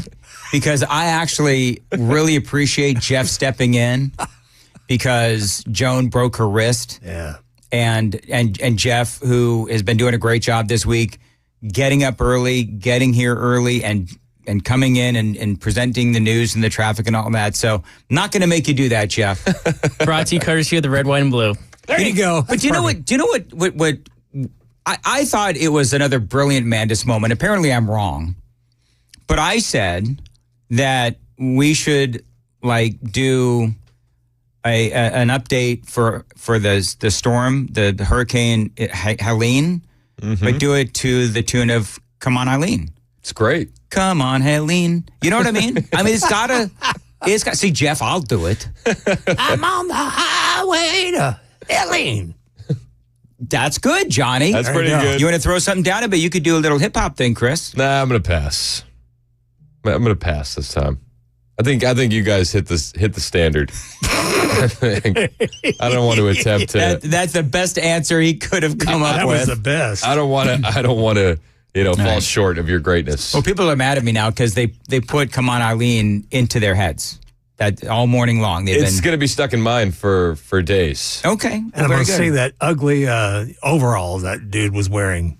Ugly. Do you know that dude eventually became a big radio company executive? You're kidding. Isn't that crazy? That is crazy. Yeah. Failing up. That's the radio way. All right. You had something for this, didn't you? Yes. All right. So I got a couple things. The first one is I came across this last night. The Prime Minister of the United Kingdom, Keir Starmer, he had a bit of an issue calling for the return of the hostages. Immediate ceasefire in Gaza. The return of the sausages. The hostages. Oh, God, he even... The return of the sausages. Return the sausages immediately. With those bangers and mash. Gaza. The return of the sausages. The hostages. He tries to act like nothing happened. He's like, the hostages. That's what I said. I said totally the hostages. That's what I meant. Those terrorists have been stealing our sausages, and they've done it for the last time. I want my links back. Mandis wants his. I listen. Don't go down that road, man. In both hands. Yes. I told you not to go down that road. For people who heard that from a while ago, you're laughing. Some people don't understand the joke, and we're not going to explain it. No. Keir Starmer went into Costco the other day, and he went up to the sample lady, and he's, I demand these sausages. Immediate ceasefire in Gaza. The return of the sausages. The hostages. You know that he realizes what he did. The return of the sausage. And he's like, oh my God, what did I say? So I was just thinking I played this like 15 times last night laughing, and my wife is just like, why are you listening to this British guy repeat this? I'm like, is this the flub of the year? Like, I know we've had some good ones with Joe Biden and with Kamala, but this could go down as the greatest flub of 2024. So. Immediate ceasefire in Gaza. The return of the sausages. The hostages. It gets better every single time you listen to it. The crowd saved him, by the way. If they didn't cheer and they were just like, wait, did he say sausages? Did he say sausages? I know we're supposed to clap here, but he did say sausages. Thank God I had the applause thing over my head to say I should clap here. That'd be funny. You know what? And you know that he has been living with this since whenever, this is yesterday? This is a couple days ago, I think. Oh, he's been living with this. Oh, yeah. You know, he's in his doom spiral. If I was his arch enemy, I would have like sausages delivered to his home. You know what I'm saying? The Brits would be charged with a hate crime for doing something like that. Just Wiener Schnitzel sent to his house. Oh my God. Leave a bunch of sausages on his desk. Hey, return your sausages, by the way. Hostages and sausages don't even sound alike, do they? I mean... He was hungry. I don't know. Is there anything compared? Like Biden has probably said something very close to this. Is there? I can't think of the top of my head something like this that's that funny though. This is poetry in motion. Yeah, it's beautiful. Yes, it is. And the British accent just it makes it so much better. It adds that level of class to it. All right, I'll play one more time. Yes. Immediate ceasefire in Gaza. The return of the sausages. The hostages. I'm on board. I'll vote for the guy. We demand the return of the sausages, I dare say. In time for tea. He should swing this to a campaign ad. You will all get sausages to your home with your vote. Free sausages for every resident of the United Kingdom. Yes. It's not going to go over well in London. I don't think they're fans of pork. but everybody else, yes, we will return your sausages immediately. Everyone will have sausages in both hands. Man, I love that. Just him in a campaign ad holding sausages. I told you I'd get them back, and I did. I did. Promises made, promises kept. Every last one. The missing links are back. That's great. The missing links. God save the Queen and God save the sausages. Well, it's now King save the Queen, but yes. We can't save her anymore. We can still save those sausages.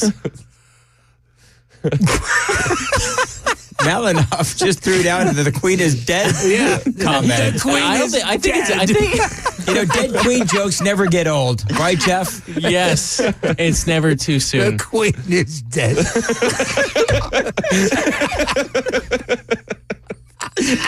The Queen is dead. We have no sausages. Blimey. Ooh, boy. All right. Right or wrong. So we did a bit earlier, and we were talking about who do you think the most hateable person is?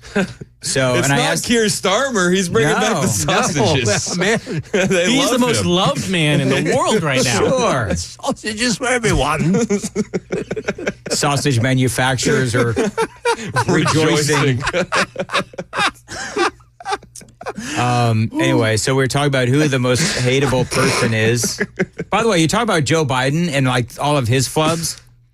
Those have kind of taken a back seat because of the whole Kamala thing. I think. Who do you think is worse with the flubs, Kamala or Joe Biden? Oh, Biden. Biden, yeah. Yes, there's no Okay. competition. Okay, But Kamala gives the word salad buffet like no other. Yes. is there sausage in She that? feeds everybody with that salad. I think that the worst Joe Biden, and we don't have the audio ready, but the worst Joe Biden moment was when he called out for the dead Congresswoman. Yes. Jackie Walorski. Yes. Where's Jackie? She's dead. Or what about She's as dead as the Queen, sir. Shane Kanawa? Coat Kanawa? Kawawa. Anyway, so I was going to say that my most hateable person, we were talking about this earlier, and we did ask it. Did you start compiling on the super text line? I got a couple. Jeff? Well, so we asked people to tell us who their most hateable is. People were like Hillary, AOC. Hillary was probably the most common one I saw. Okay. Really? Hillary? Hillary's up there. Some people said Biden. Some said you as a joke. We should do hard mode, Republicans only.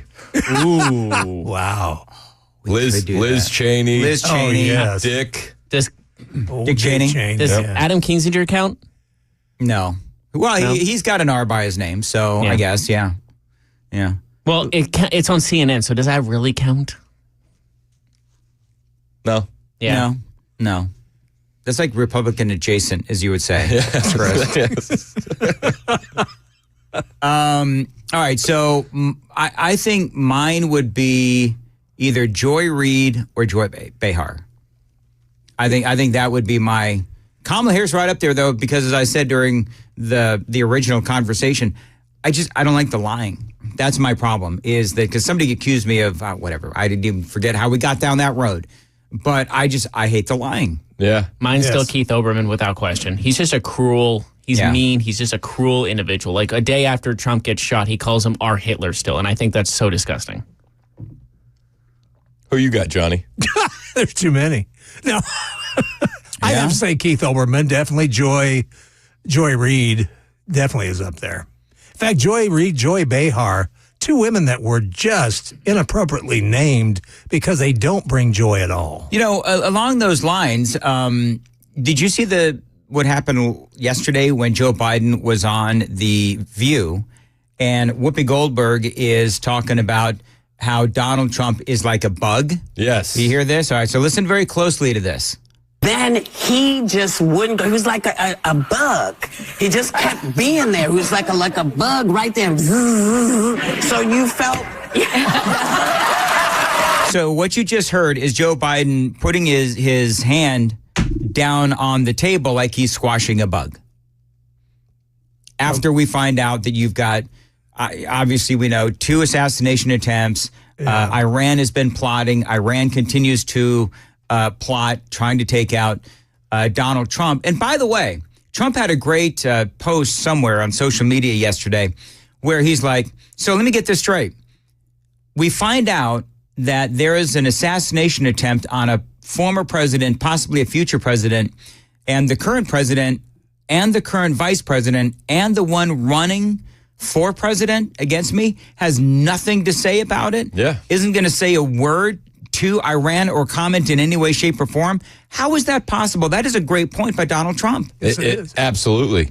You didn't even mention the 5 assassination teams roaming around the country. Matt Gaetz. 2 domestic, 3 foreign. Yep. Ukraine, Pakistan, Iran. It's insane. The whole thing is insane. And nobody's got a thing to say about it within the Biden administration. It really is stunning. No, and even the other members of the administration, Gina Raimondo yesterday said we have to extinguish Donald Trump. Yeah. Good gosh. They just... And then they say we need to tone down the rhetoric. No, sure. Yes. She said that after all this happened, too. It was like 2 days ago she said that? Mm-hmm. No, I think that was yesterday. Was it yesterday? That blows my mind that they think that's okay to say. Well, it's not okay to say. The fact that they think it's okay shows you a lot about them, and it shows you a lot about not only the lies that they tell, but what they choose to portray to the American people and Iran and our enemies and China and so on and so forth. So, you know what, though? Speaking of toning down the rhetoric, Chris Hand, what's coming up next? Well, we're going to focus on how we're going to get those sausages back, first and foremost. No. You got my vote. Kamala Harris on MSNBC. We got the highlights or the lowlights. Kamala's economic speech, how Trump reacted on Twitter, plus corrupt Democrats. Surprise, surprise. All right, very good. 8:52 on Nashville's Morning News, and Jeff is here with the tease for the news. Jeff, what's coming up? We have the Nashville DA caught recording defense attorneys. Also, more on the indictment on New York City Mayor Eric Adams. Those stories at 9 o'clock on Super Talk 99.7 WTN. Thank you, Jeff. 8:52 on Super Talk 99.7. You know how much I love the Glock store. Now, this is where I buy my guns. It's where I buy my ammo, my accessories, and yes, where I train as well. Now, I also love the Glock store because they throw great parties. Now, I've seen bachelor parties going on there and birthday parties and retirements. They even do corporate team building. Now, parties will include a VIP room, access to a kitchen as well, dedicated shooting rooms with instructors and shooting activities designed for every level. And yes, they also include ammo and even full auto options. So to get your party started, call them, tell them Dan Mandis told you to reach out. 615-682-6565, 615-682-6565. They can start planning a customized party just for your needs. The Glock store, my place to shoot, to train, and to party. Minutes from the airport and worth a drive from anywhere.